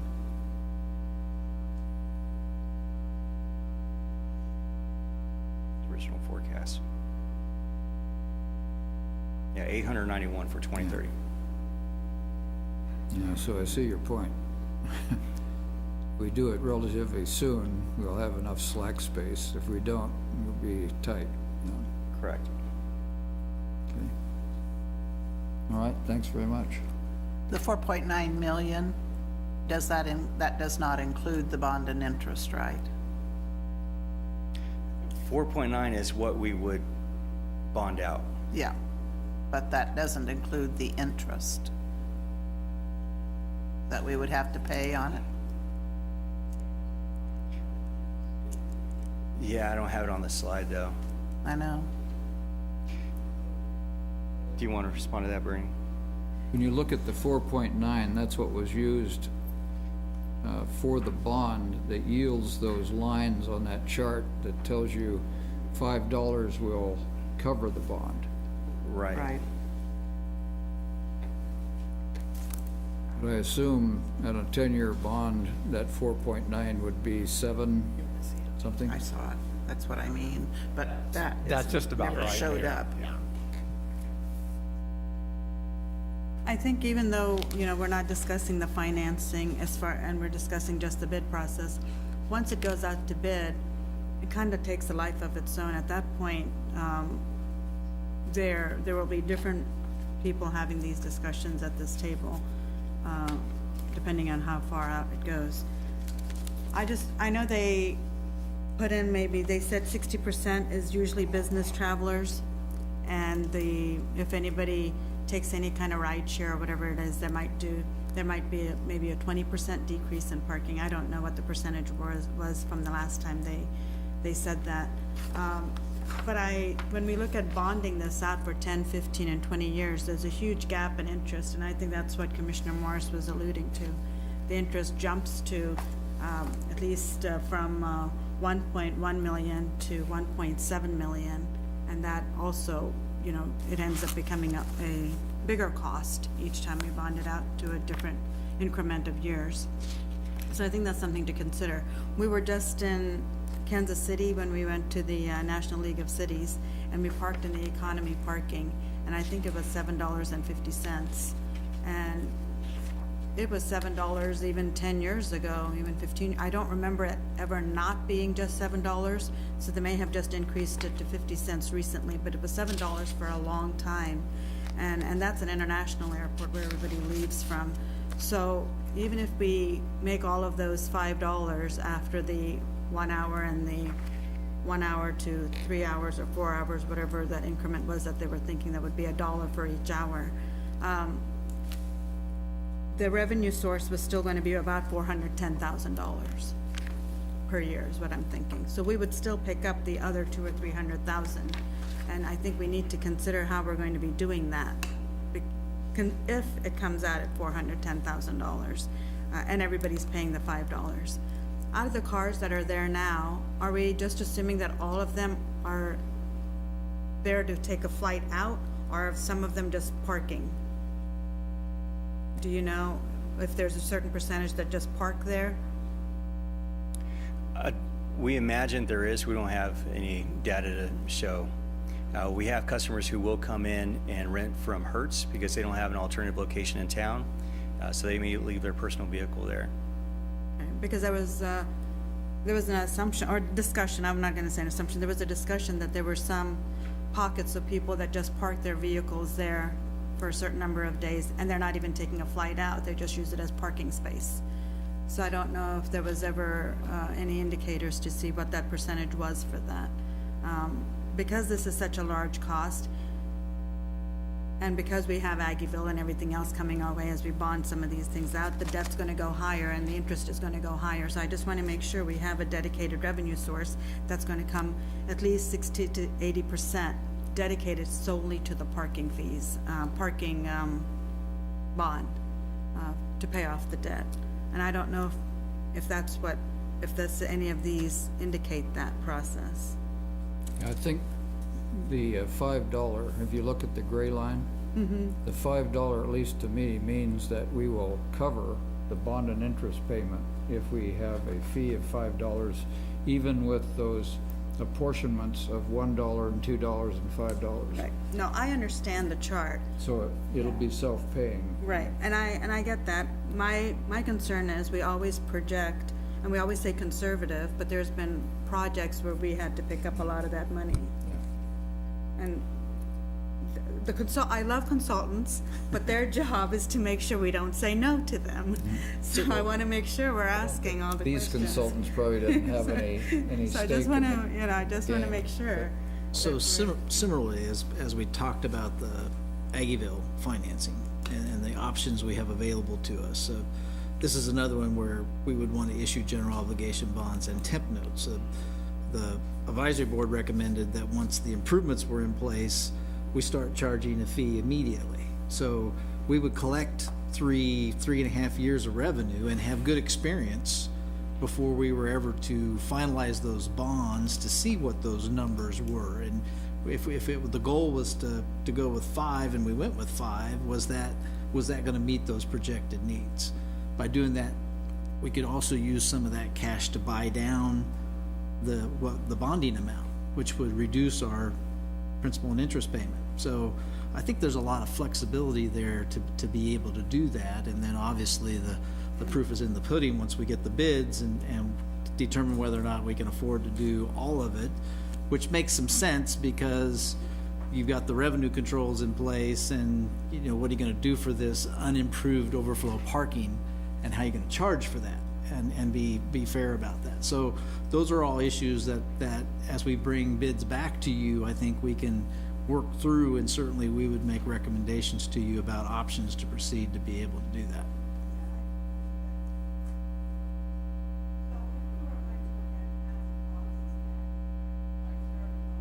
If we're looking at past costs and there's, quite a bit there, how did we pay for those? So we've kept those in a project account because we assumed that we would have a project ultimately that we would issue some debt service for to make some improvements. If not, that would be part of our budget process that would determine that we have this obligation here to pay off if we were deciding not to do the improvements. But we were pretty convinced that we were going to make some sort of improvements, if nothing else, than bringing the asphalt pavement up to where it was supposed to be originally. So if we left this where it is and we just kept it at for whatever the original budget was for this, and we looked at a 10-year issuing of bonds, wouldn't we save $700,000? Does that make sense? On interest, I mean? We'd have to find an alternative revenue source to pay that other cost off, which could be That more would have shown likely up fall in our back on budget. mill levy. All right, okay. I understand. I'm not in favor of prolonging this anymore, but my concern is always the financing part of it. And I hope we do have people that will pay $5 and will come into where this is projecting it to be. I truly do. But because one of the selling points for the Manhattan Regional Airport was it's only, a few minutes away from your home, I think more people might be utilizing some other way of just getting dropped off and leaving. So I would like to see how that's going to happen, but I think it's probably going to get a majority vote on passing it and getting the $5 in.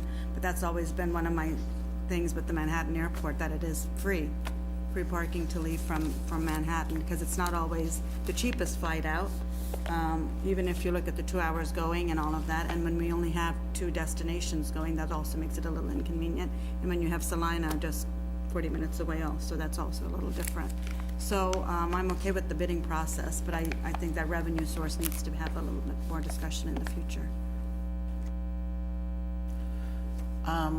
Well, we haven't had a public hearing, so are we doing it this, yeah, comment. I would support a higher rate for that little oval out in front of the terminal. It's a long ways from the terminal to the end of the outlot versus that oval, which would be the preferred place for everybody wanting to park. I agree with Jared that that would warrant a premium price and help us offset. I would discourage us from offering free parking for any reason. Our goal is to pay this off and not be generous with other entities who come knocking on our door and want free parking. But I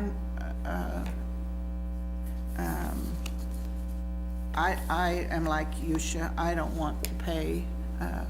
I don't want us to be charging for parking, and that's my preferred. I'm interested. I will agree to go ahead and send this to bid so that we can get a real price on what these features are.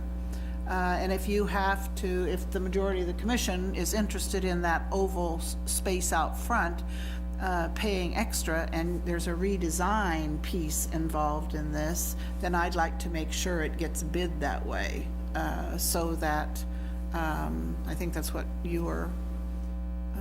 Mark mentioned.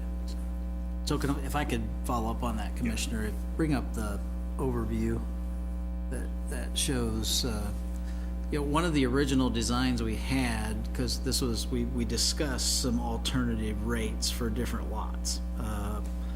I think this commission did. I'm not sure Commissioner McKee was on the commission when we had that discussion, but and one of the issues you have, and in my opinion, it's doing a disfavor of disabled parking. Is that the goal is to get the folks that are disabled as close to the front door as you can.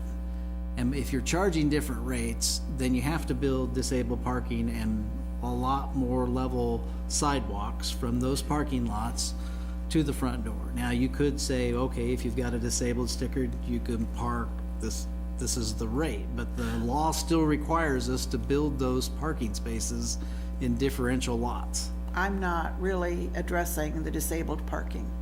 It is someone's decision to put the disabled parking in that oval. The disabled parking could be over to the side on either, there are other options. I'm just saying I'm not trying to distinguish against disabled. No, I know you're not. I'm just. God forbid, I'm not doing that. I know you're not. I'm just pointing out that if you're charging differential rates, the law requires us to create disabled parking in each of the differential rate lots.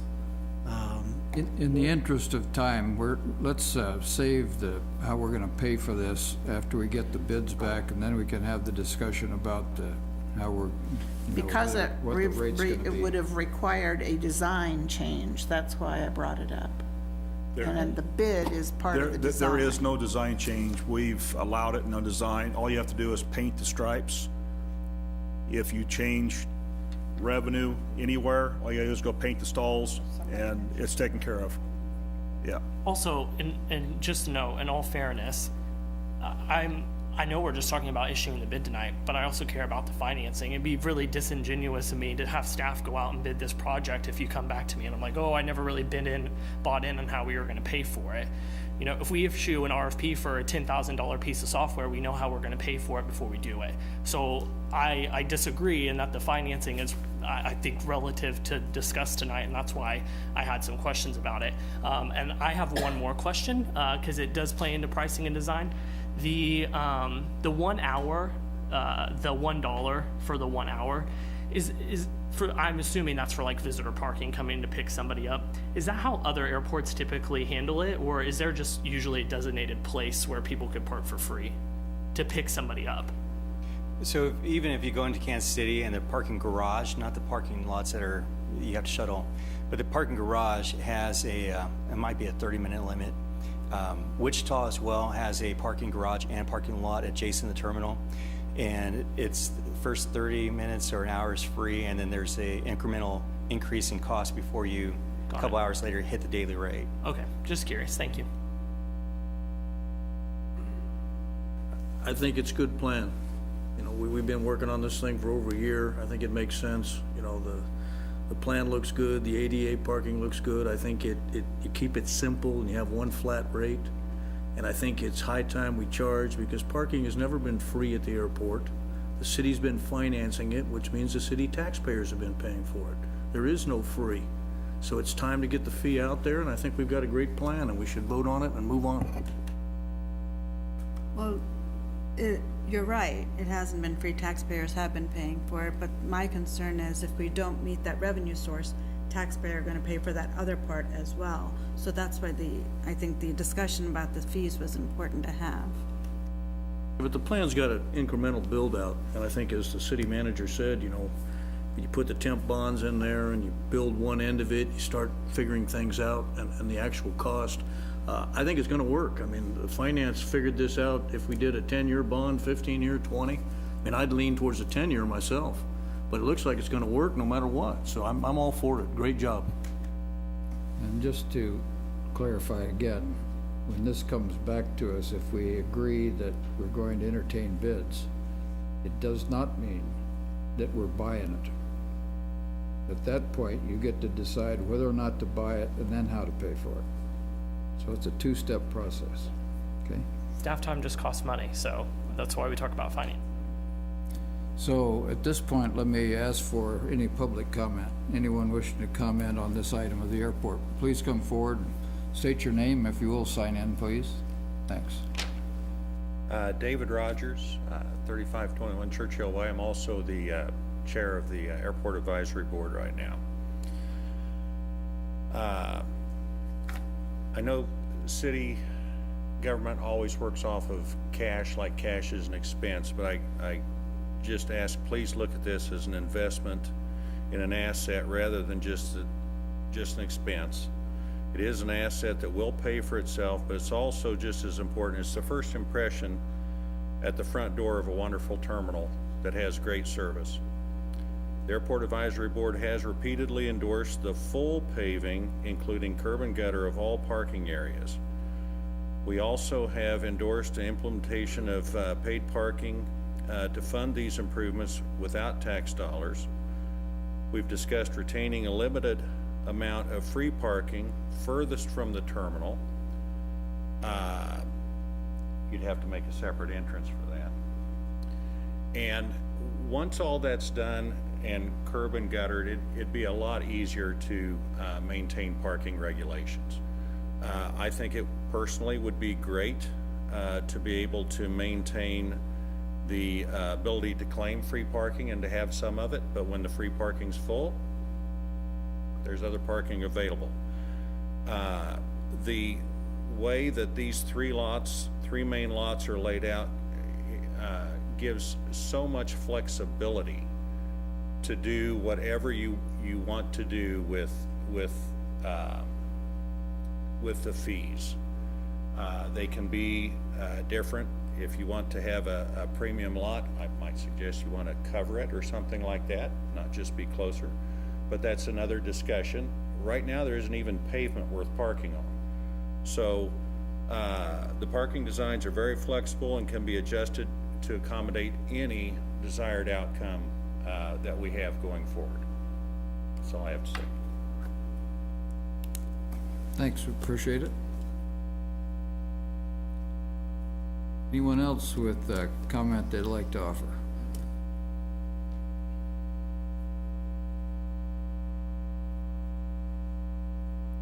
All right, seeing no further public comment, we'll come back to the commissioners and Before you make a motion, Wynn, I have one last comment about this before.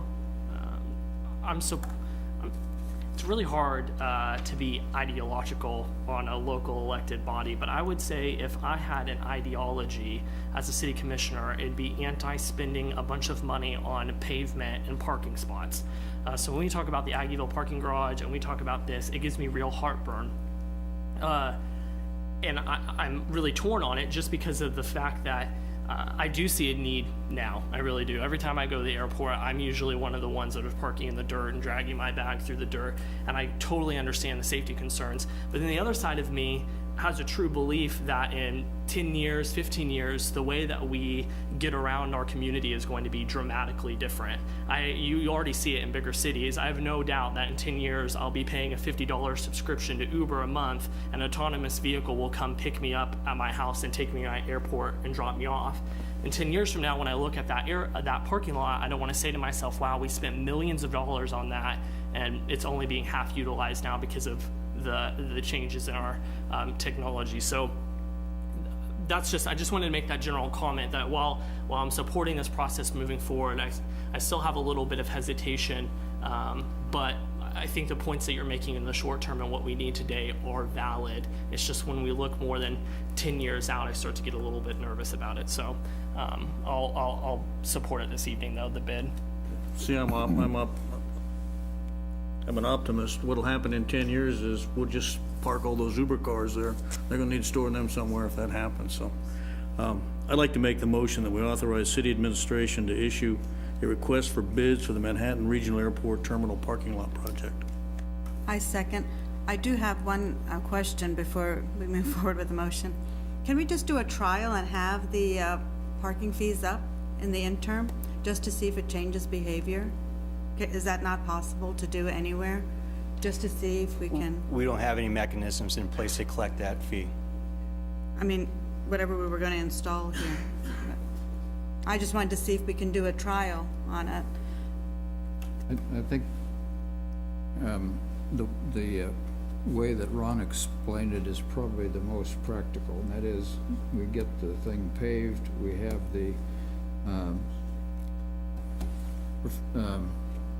temp notes for 3 years, we run the test, we adjust. That's probably the most realistic, because otherwise we're asking people to pay to park on dirt, which is... Not the dirt part of the paved area, just to see if it changes any behavior. So we have done some surveys.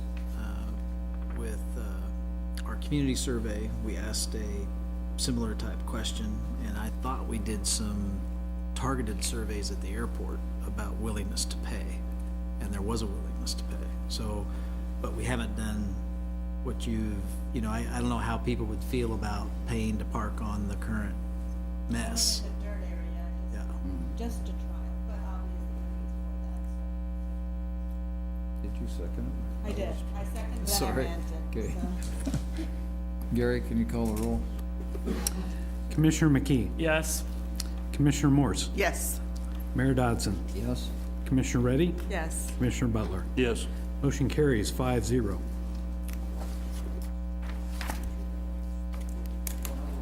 Move to item B, which is to consider a first reading of an ordinance establishing local aesthetic standards for installation of small cell infrastructure in the city's right-of-way.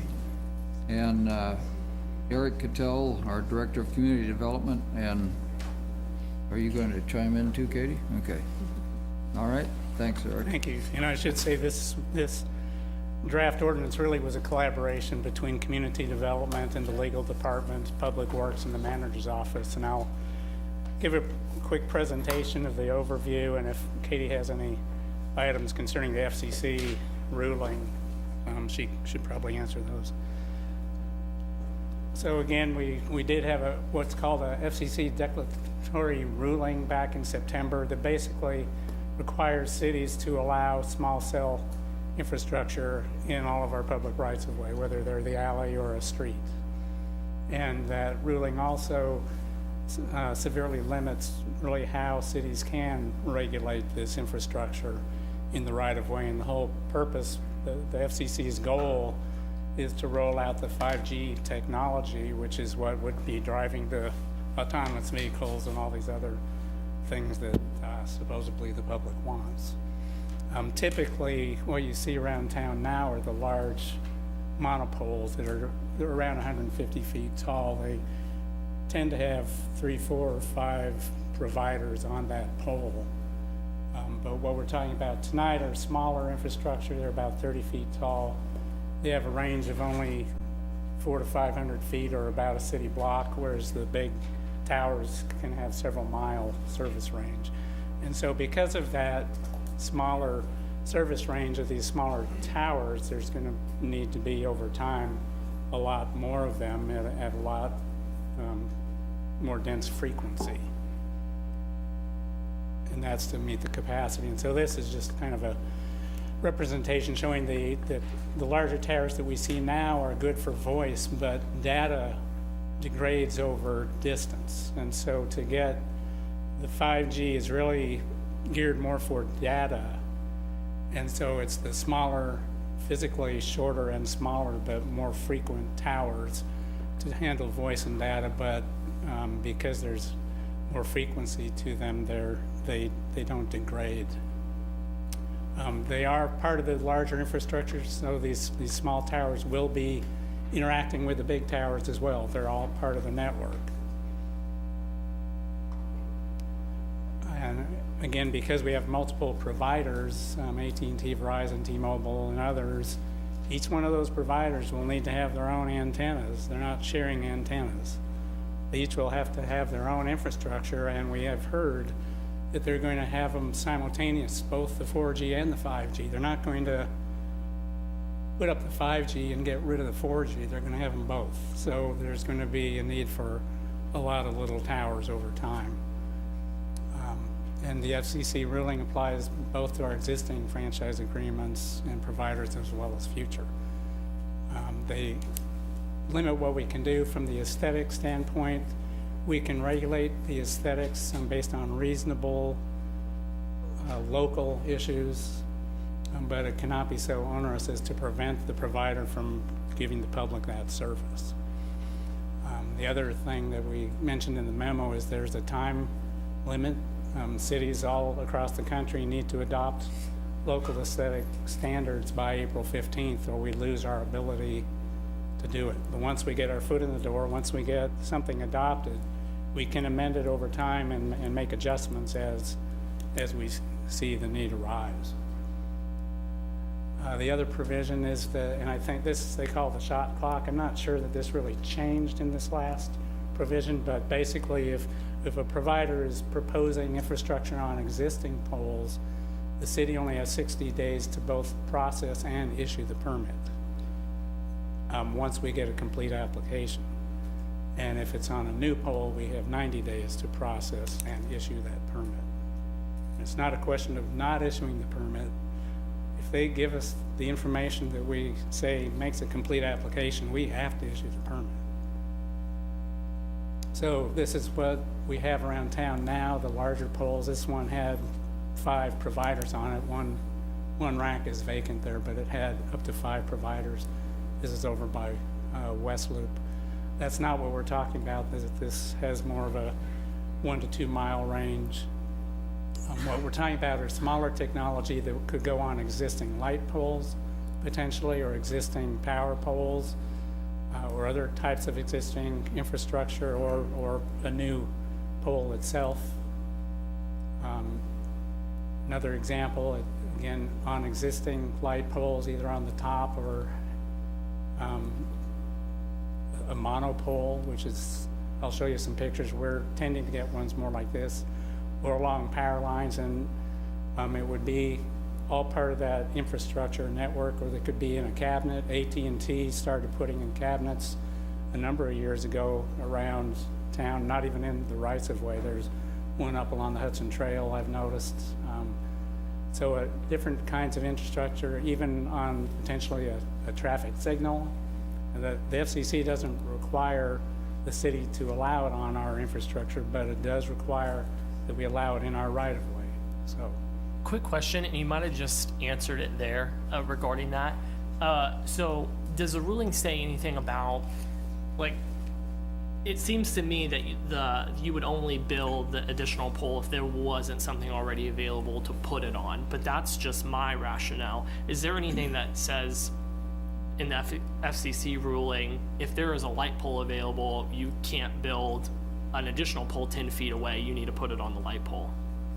no, and of course the owner of that pole, whether it's a power pole owned by Westar or a city signal owned by the city, if the owner doesn't want anything on it,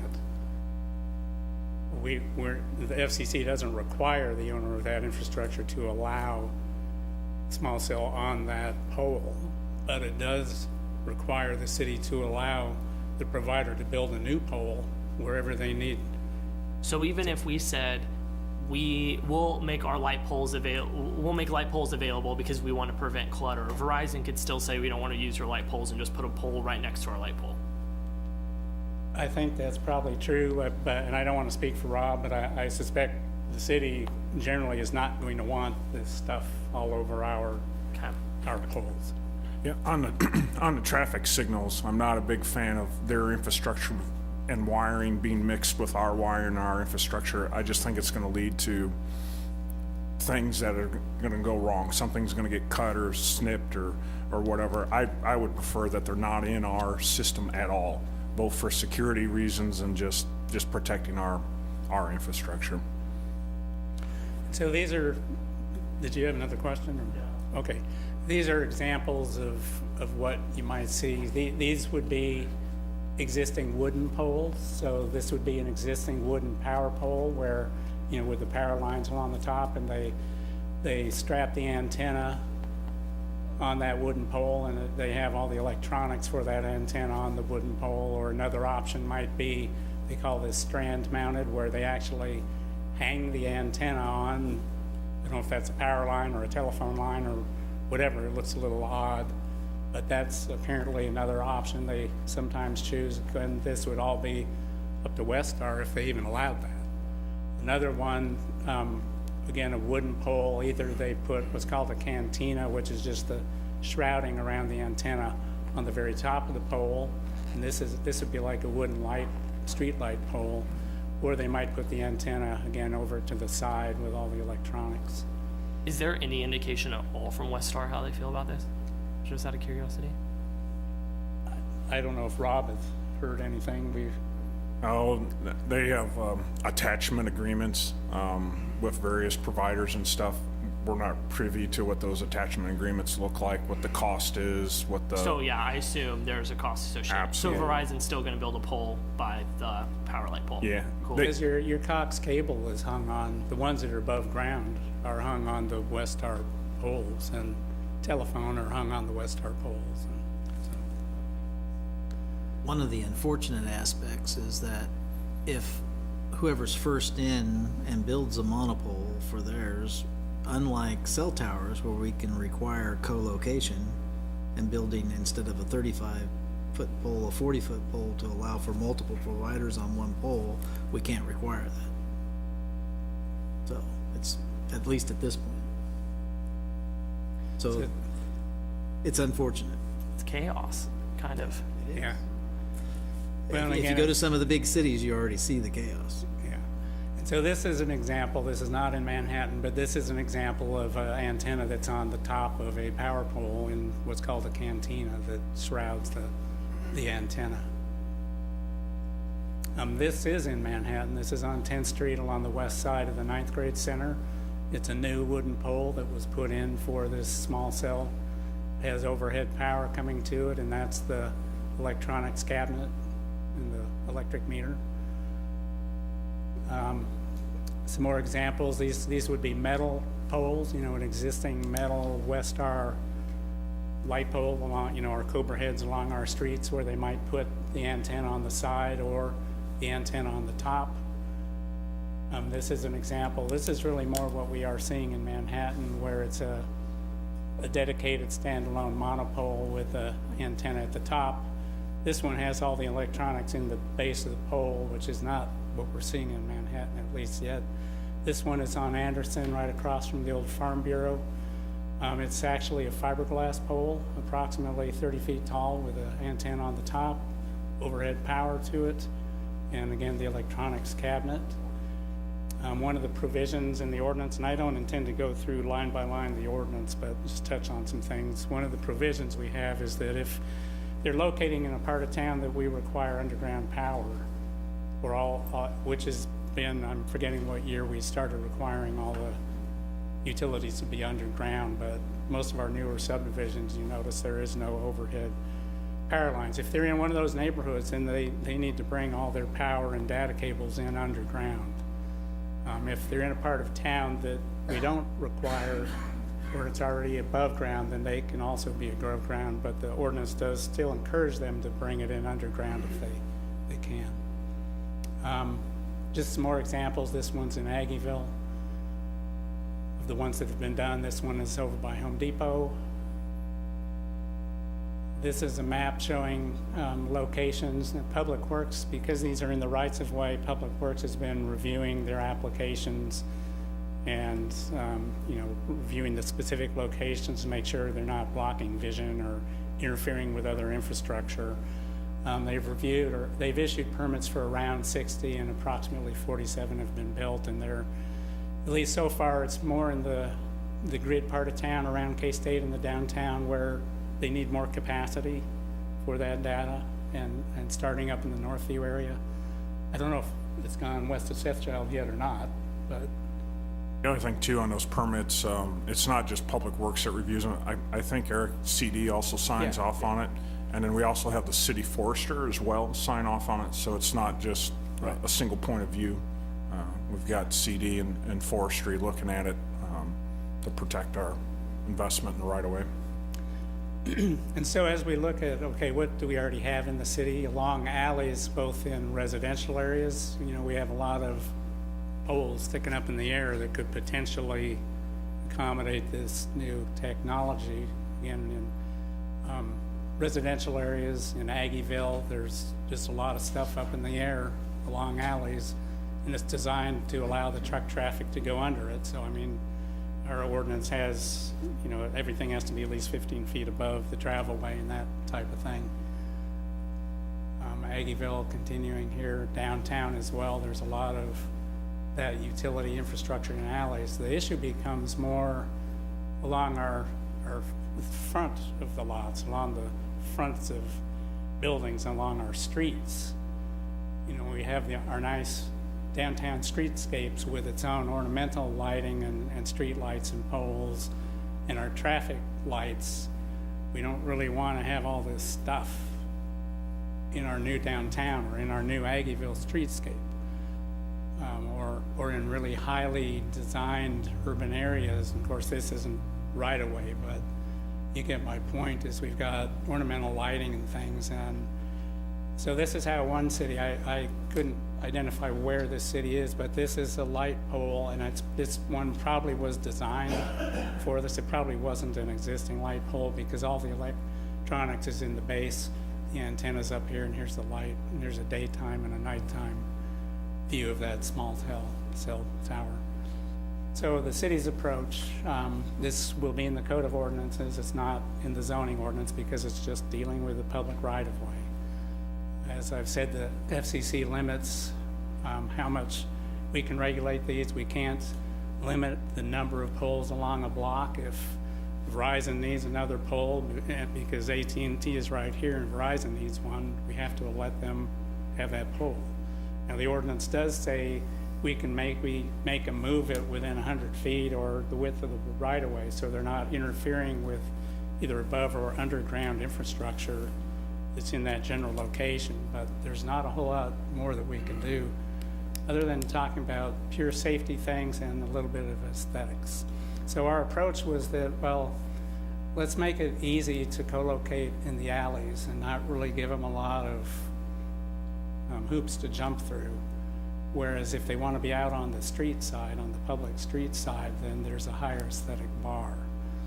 And so we created an order of preference that would be gone through. The first order of preference, the easiest bar would be existing poles or structures and cables along an alley, or new poles or cables along an alley. Again, going down in order of preference. Try and keep them in the alley. If there's an existing small cell facility, like one of those poles I showed you, those fiberglass poles, the one on Anderson, if for some reason another provider could actually co-locate on it, we would prefer they co-locate on an existing facility on the street. And then kind of down last would be providing infrastructure along a street or a new pole along a street. So again, we're emphasizing, let's put as much as we can in the alleys. Now, not every part of the city has alleys, obviously, so Out in the suburbs, there's a higher bar. Materials and style, the ordinance is saying that wood poles would only be allowed in the alleys unless it's in an area that has an established aesthetic standard. So what that's implying is down the road, downtown or Aggieville, we may change our approach and want the infrastructure buried, or that there's an actual design standard for poles and things in alleys. And so that's what this is basically saying is if there's a future standard that's established at the time of application, wood pole might not be allowed. All other poles would be metal, fiberglass, or other composite material that's actually been designed for this use and would allow for internal cabling.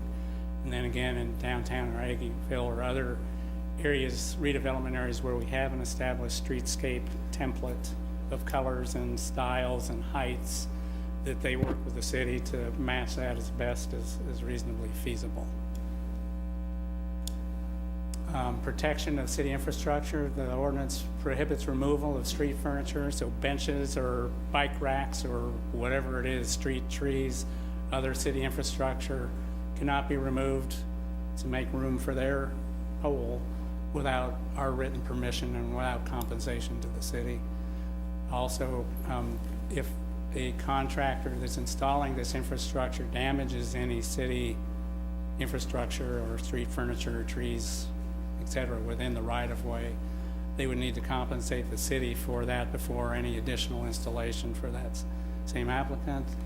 If Public Works or some other project is going down a public right-of-way and that franchisee is in the way, they need to move out of the way at their expense. They need to provide ongoing maintenance of their infrastructure so that it looks nice and isn't, peeling if it's paint or whatever. If it's abandoned and it can be identified that it's been abandoned after 90 days, the city can remove that infrastructure at the franchisee's expense. On some of the safety things, they can't obstruct infrastructure in the right-of-way, whether it's above ground or below ground. So, we have irrigation downtown for all our landscaping. We don't want them planting poles and messing up all the irrigation or whatever, or fiber optics, whatever it is. So it applies both above and below ground, needs to meet all the ADA requirements, as well as, passage for bicycles and vehicles along those rights-of-way, whether it's an alley or a street. Needs to maintain all the vision requirements as per the Public Works and the design standards that the engineers use for vision triangles and sight lines along streets and alleys and at entrances to curb cuts and things. New poles would be 30-foot height. If it's an existing wooden pole, for example, in an alley, it would just be the height of adding that antenna onto the top of the pole. We would like all the cabling and antennas and equipment to be internalized to the pole wherever possible, instead of the ones I showed you where I have that little refrigerator cabinet hanging off the side. We'd prefer it to be in the pole if possible. In the downtown and in Aggieville particularly, there's a lot of stuff already under the sidewalks that you don't see. And so, again, that's why we'd like to try and get it back into the alley, because there's going to be a lot of conflicts. If we required everything to be underground, it probably would be difficult in the downtown area and in Aggieville. Shrouding, again, the antennas would need to be shrouded in what's called the cantina, and the equipment is shrouded in enclosures. As for colors, I'll talk about this go-away green in a minute. It's if there's an identified color in a redevelopment area, again, we want them to use that color as best they can. Or if it's a wooden pole, they just paint that stuff that's being strapped to the pole a flat gray. And placement to minimize impacts as best as possible. For this go-away green, Disney and some of the other big developers of theme parks and things have kind of researched and determined that these don't quite show up as green necessarily on this computer, but different shades of lighter flat greens tend to not totally disappear, but they they tend to be less emphasized in the surrounding environment. And so when you go to some of these places, they use what they call go-away green to kind of hide that sort of thing. And I grew up west of Denver in the mountains, and there was a power line coming down through the mountains to Denver, and these were like 400 or 500 foot tall power structures, and they painted them, they camouflaged them with this go-away green, and it makes them disappear in the backdrop of the mountains. It's pretty effective. So the idea is that they, similar to the ones that I showed you, I'm not sure they're a go-away green, but those fiberglass ones are a green color. They tend to be less noticeable. And so the ordinance just says, work with the city on using one of these go-away green types of colors unless you're in one of our redevelopment areas and we have a specific color palette that we're wanting you to use. Eric, real quick. Yes. And it's referring to this slide and the previous slide. I guess one of my questions is, and maybe I'm not fully understanding this, is how enforceable is this ordinance? Because you keep using the verbiage try, and a lot of these things say like placement to minimize impacts as much as possible. What if we say the impact is too much and Verizon's like, we disagree with you? Can they still just move forward with placing it? Well, and that's again trying to respect the FCC's ruling. It says reasonable, and in the end, we cannot prevent the provider from providing their service. So this really isn't enforceable if Verizon Well, or one of these companies disagree with us? The requirements are enforceable in that they have to meet the requirements for us to issue the permit for them to proceed with installation. If there's an aspect of our requirements that the provider says is prohibiting them, effectively prohibiting them from providing the service, or it's unreasonable in application for that permit, then we'd probably, I mean, they're gonna have to provide that evidence to us, and we're gonna have to be convinced that that's true. But then we'd have to ignore the requirement for that particular location. And if So you I would look- say that overall they are enforceable unless the provider can provide evidence, clear and convincing evidence, that it is impeding their service to a point where they are prohibited from Who providing do they service. provide that to? Would it be just a court or FCC? Well, they'd start by just providing it to the city.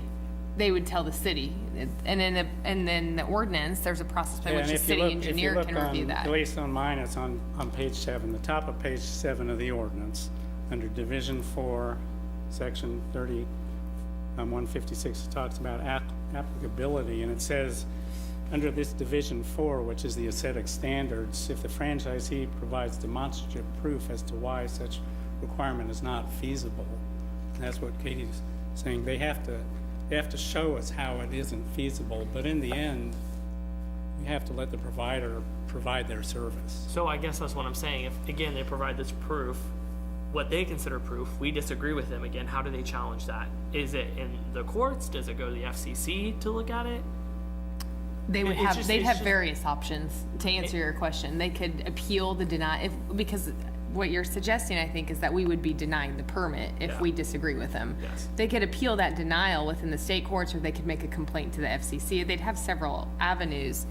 A lot of the requirements that are listed in that section, they're not going to be something they can really contest. For example, the go-away green, there's not a realistic way they're going to object to that requirement and say that precludes us from providing service. Your color, I'm some of thinking- those yeah, aesthetic yeah. things. Some of them, I think you could say that they might make the argument that complying with it does preclude them from providing service, but it's going to be fact specific to that individual permit. So even if they can allege it and be successful for location 1, that doesn't mean that it applies to location 2. Every individual permit is evaluated individually. Yeah, some of these are reasonable. But like the placement one, easily arguable. One last question. And so is the provision to, and maybe the FCC ruling directly address this, is adding a provision to essentially force them to co-locate, that's unreasonable? Yes, we cannot require them to co-locate. We can only establish a preference and a faster highway to the permit if they do co-locate. And so on placements, and again, there's a couple paragraphs, one dealing with commercial and one with residential, but The idea is if you were along the public, the street side, not in an alley, you would locate between businesses, not in front of a business. You'd locate on the common property line if at all possible to minimize any impact to the business. Or if you're in a residential area, again, you'd locate on that common property line between the houses and not smack dab in front of a house. And those are reasonable requirements because, you know, you're within a few feet of where they want the tower to be. And that's really all I have. We can, if you have any questions about any of the specific provisions or FCC sorts of questions, Katie could probably address it. I have one part I was supposed to add at the end. Okay. Sorry, just to let you know. The city, as Eric has said, the city has to adopt something by April 15th in order to continue to regulate these. And we can amend it in the future. We will be amending this in the future. I know that you are aware that the state of Kansas has some legislation that's likely to be passed that will impact our wireless communications franchises. So I want to preview for the commission that while we're adopting this today, it's likely we'll be coming back to the commission within a few months with even a different scheme, incorporating a lot of the substantive provisions Eric is describing. We wouldn't be changing those, but most likely we will be returning with a change because of the franchise law changes to state law within the next 3 to 6 months, depending on how that law is finalized. I have a question, Eric. Just, my utilities are on my back property line between my property and the one behind me. And all of the poles, the electric, the telephone, are back there. Right. So those are in a utility easement. They're not in a public right of way. Right. The FCC ruling is saying cities have to allow this in the public right of way. So if they were going to put one on, they would put it in my front yard where the right of way is, onto the street, not in the easement on the back. The FCC doesn't prevent them from putting it in the utility easement, but I suspect if they're in a utility easement, again, there's two issues. One, if they're trying to locate on existing infrastructure, they'd be talking to Westar, and Westar is going to be charging them a fee. Mm-hmm. It may end up being cheaper for them out on the street. I don't know if I answered your question. You confirmed what I suspected. Yeah. Thank you.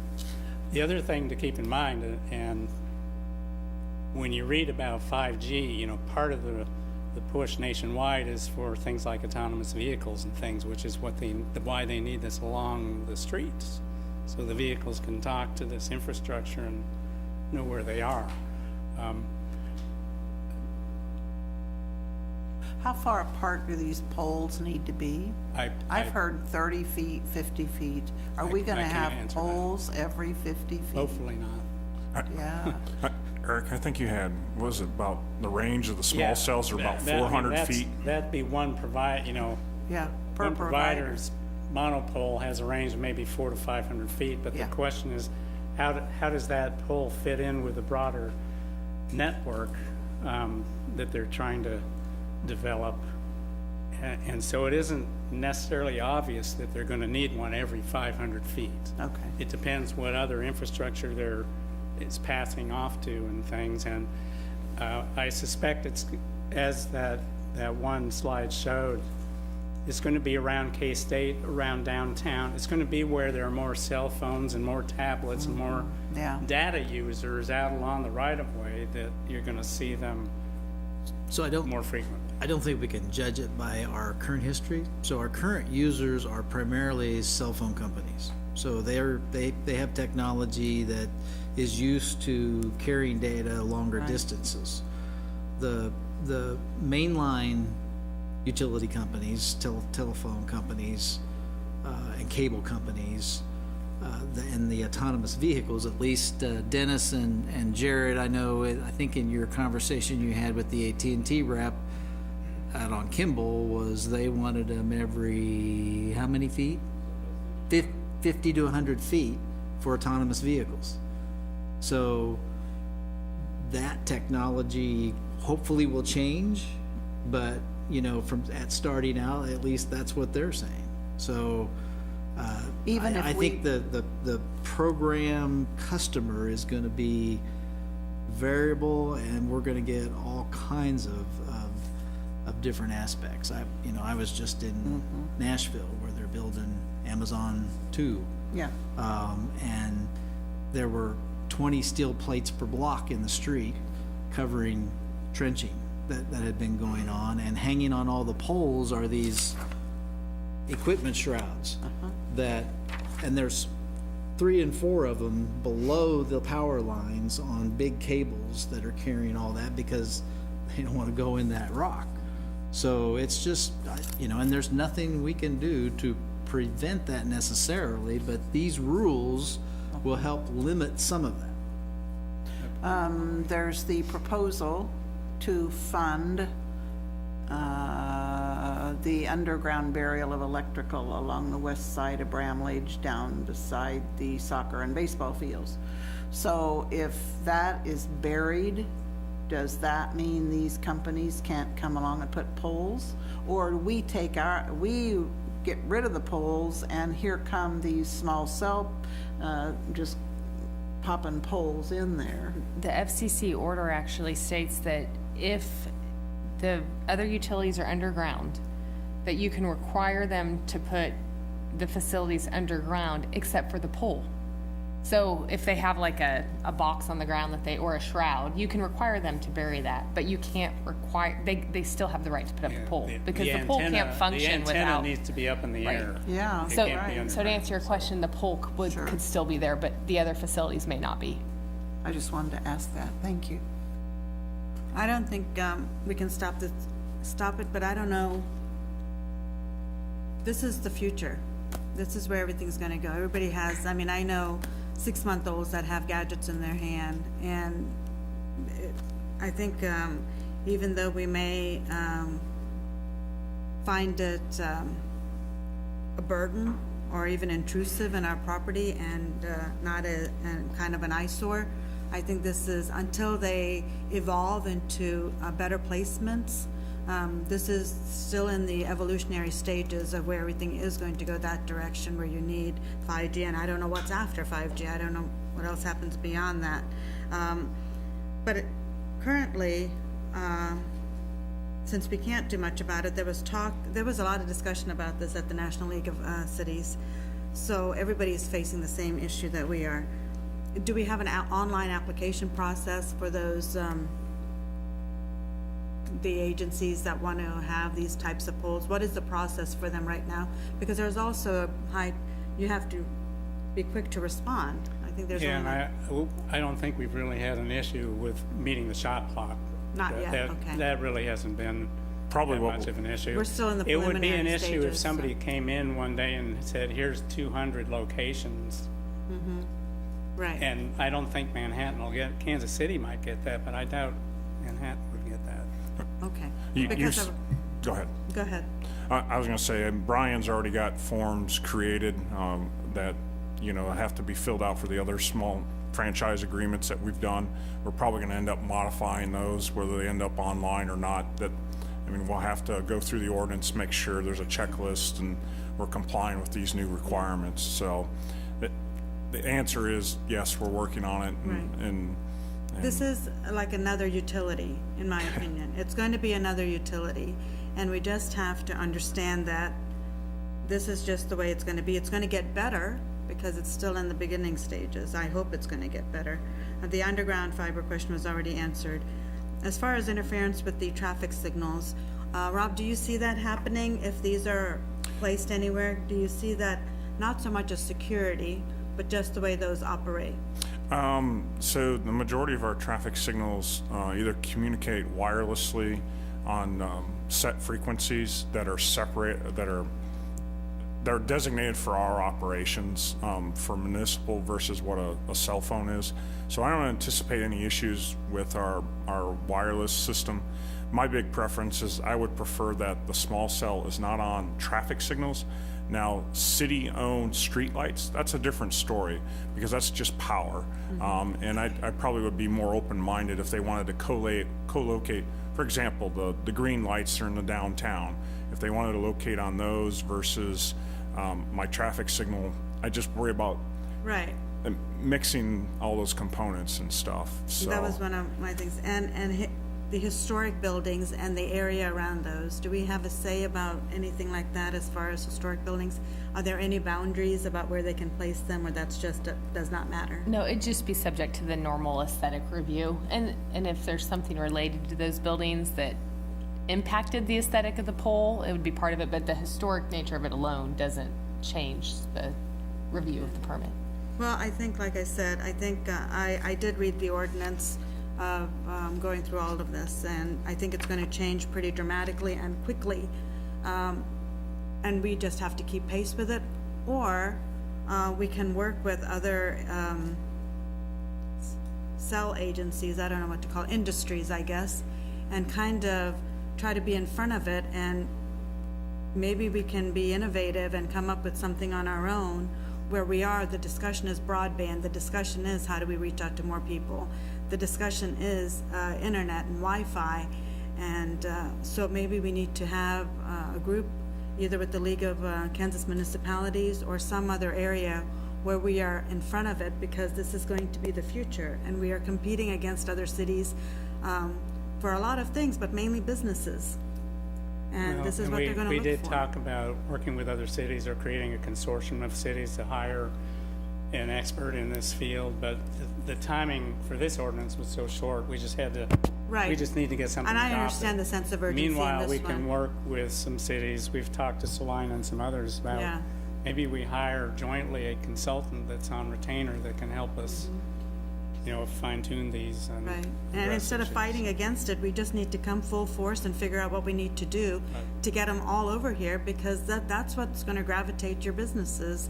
And we're seeking, our workforce, or lack of workforce, is keeping some businesses away from coming to Manhattan. One thing to recognize is 5G, that from what I've read, it won't necessarily penetrate into buildings. This is for data out on the right-of-way. Right, and it isn't going to serve your 5G phone in this room. And that's what I'm saying. So this is just for 5G. I'm thinking that we need to think bigger. Yeah.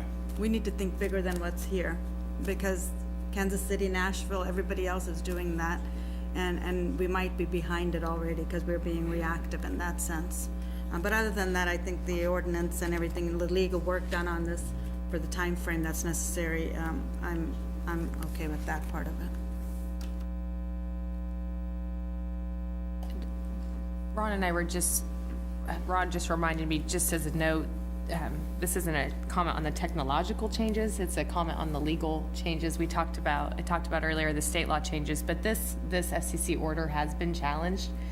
The stay was not granted, meaning that it did the law will go into effect on April 15th, but it's still, the validity of the law will still be, is under challenge in the Ninth Circuit. That could take months to years. There's also, of course, as I think Jared Wassinger mentioned earlier, the Congress introduced a bill to undo this order. So it's not relating to your technological comments, but the framework and sort of the city's regulation of this area is likely to change in the next 6 months to a couple years as well.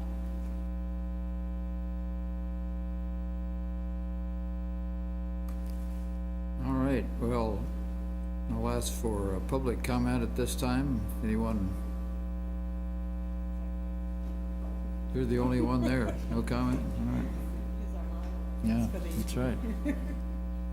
Okay, back to the commission. I just want to quickly say, so that maybe the media that's here, when they write about this, and hopefully somebody from our congressional delegation reads about it, the part specifically about this FCC ruling that just gives me the most heartburn, and that's why I was asking a lot of questions about it, is Commissioner Reddy's right. This is the direction that we're going, autonomous, especially in the autonomous vehicle world, that's the direction we're going. But it was so incredibly short-sighted to specifically call out co-location and say that we couldn't force them to do that. When you think of, I mean, we're only bringing up 3 companies, really, AT&T, T-Mobile, and Sprint, but and Verizon, but when you think about the number of massive companies that are going to be competing in that space in the next 10 years, do you think that Tesla or Uber or Lyft are going to be paying T-Mobile to run the data for their autonomous vehicles? Absolutely not. They're going to be building their own poles. And so I have no idea why, when they pass this ruling, they didn't see 10 years from now, we're going to have streets where there's 7 poles standing on the corner, where all of that could be located on one pole. It's just an incredibly short-sighted a ruling where, yet again, big companies got exactly what they wanted at the expense of the little guy. So, yeah, voting for this tonight is something that we have to do, but it's kind of, I mean, like, it's not a fun thing to do because the scenario that this is built around is ridiculous. The premise that it's built around is ridiculous from the jump.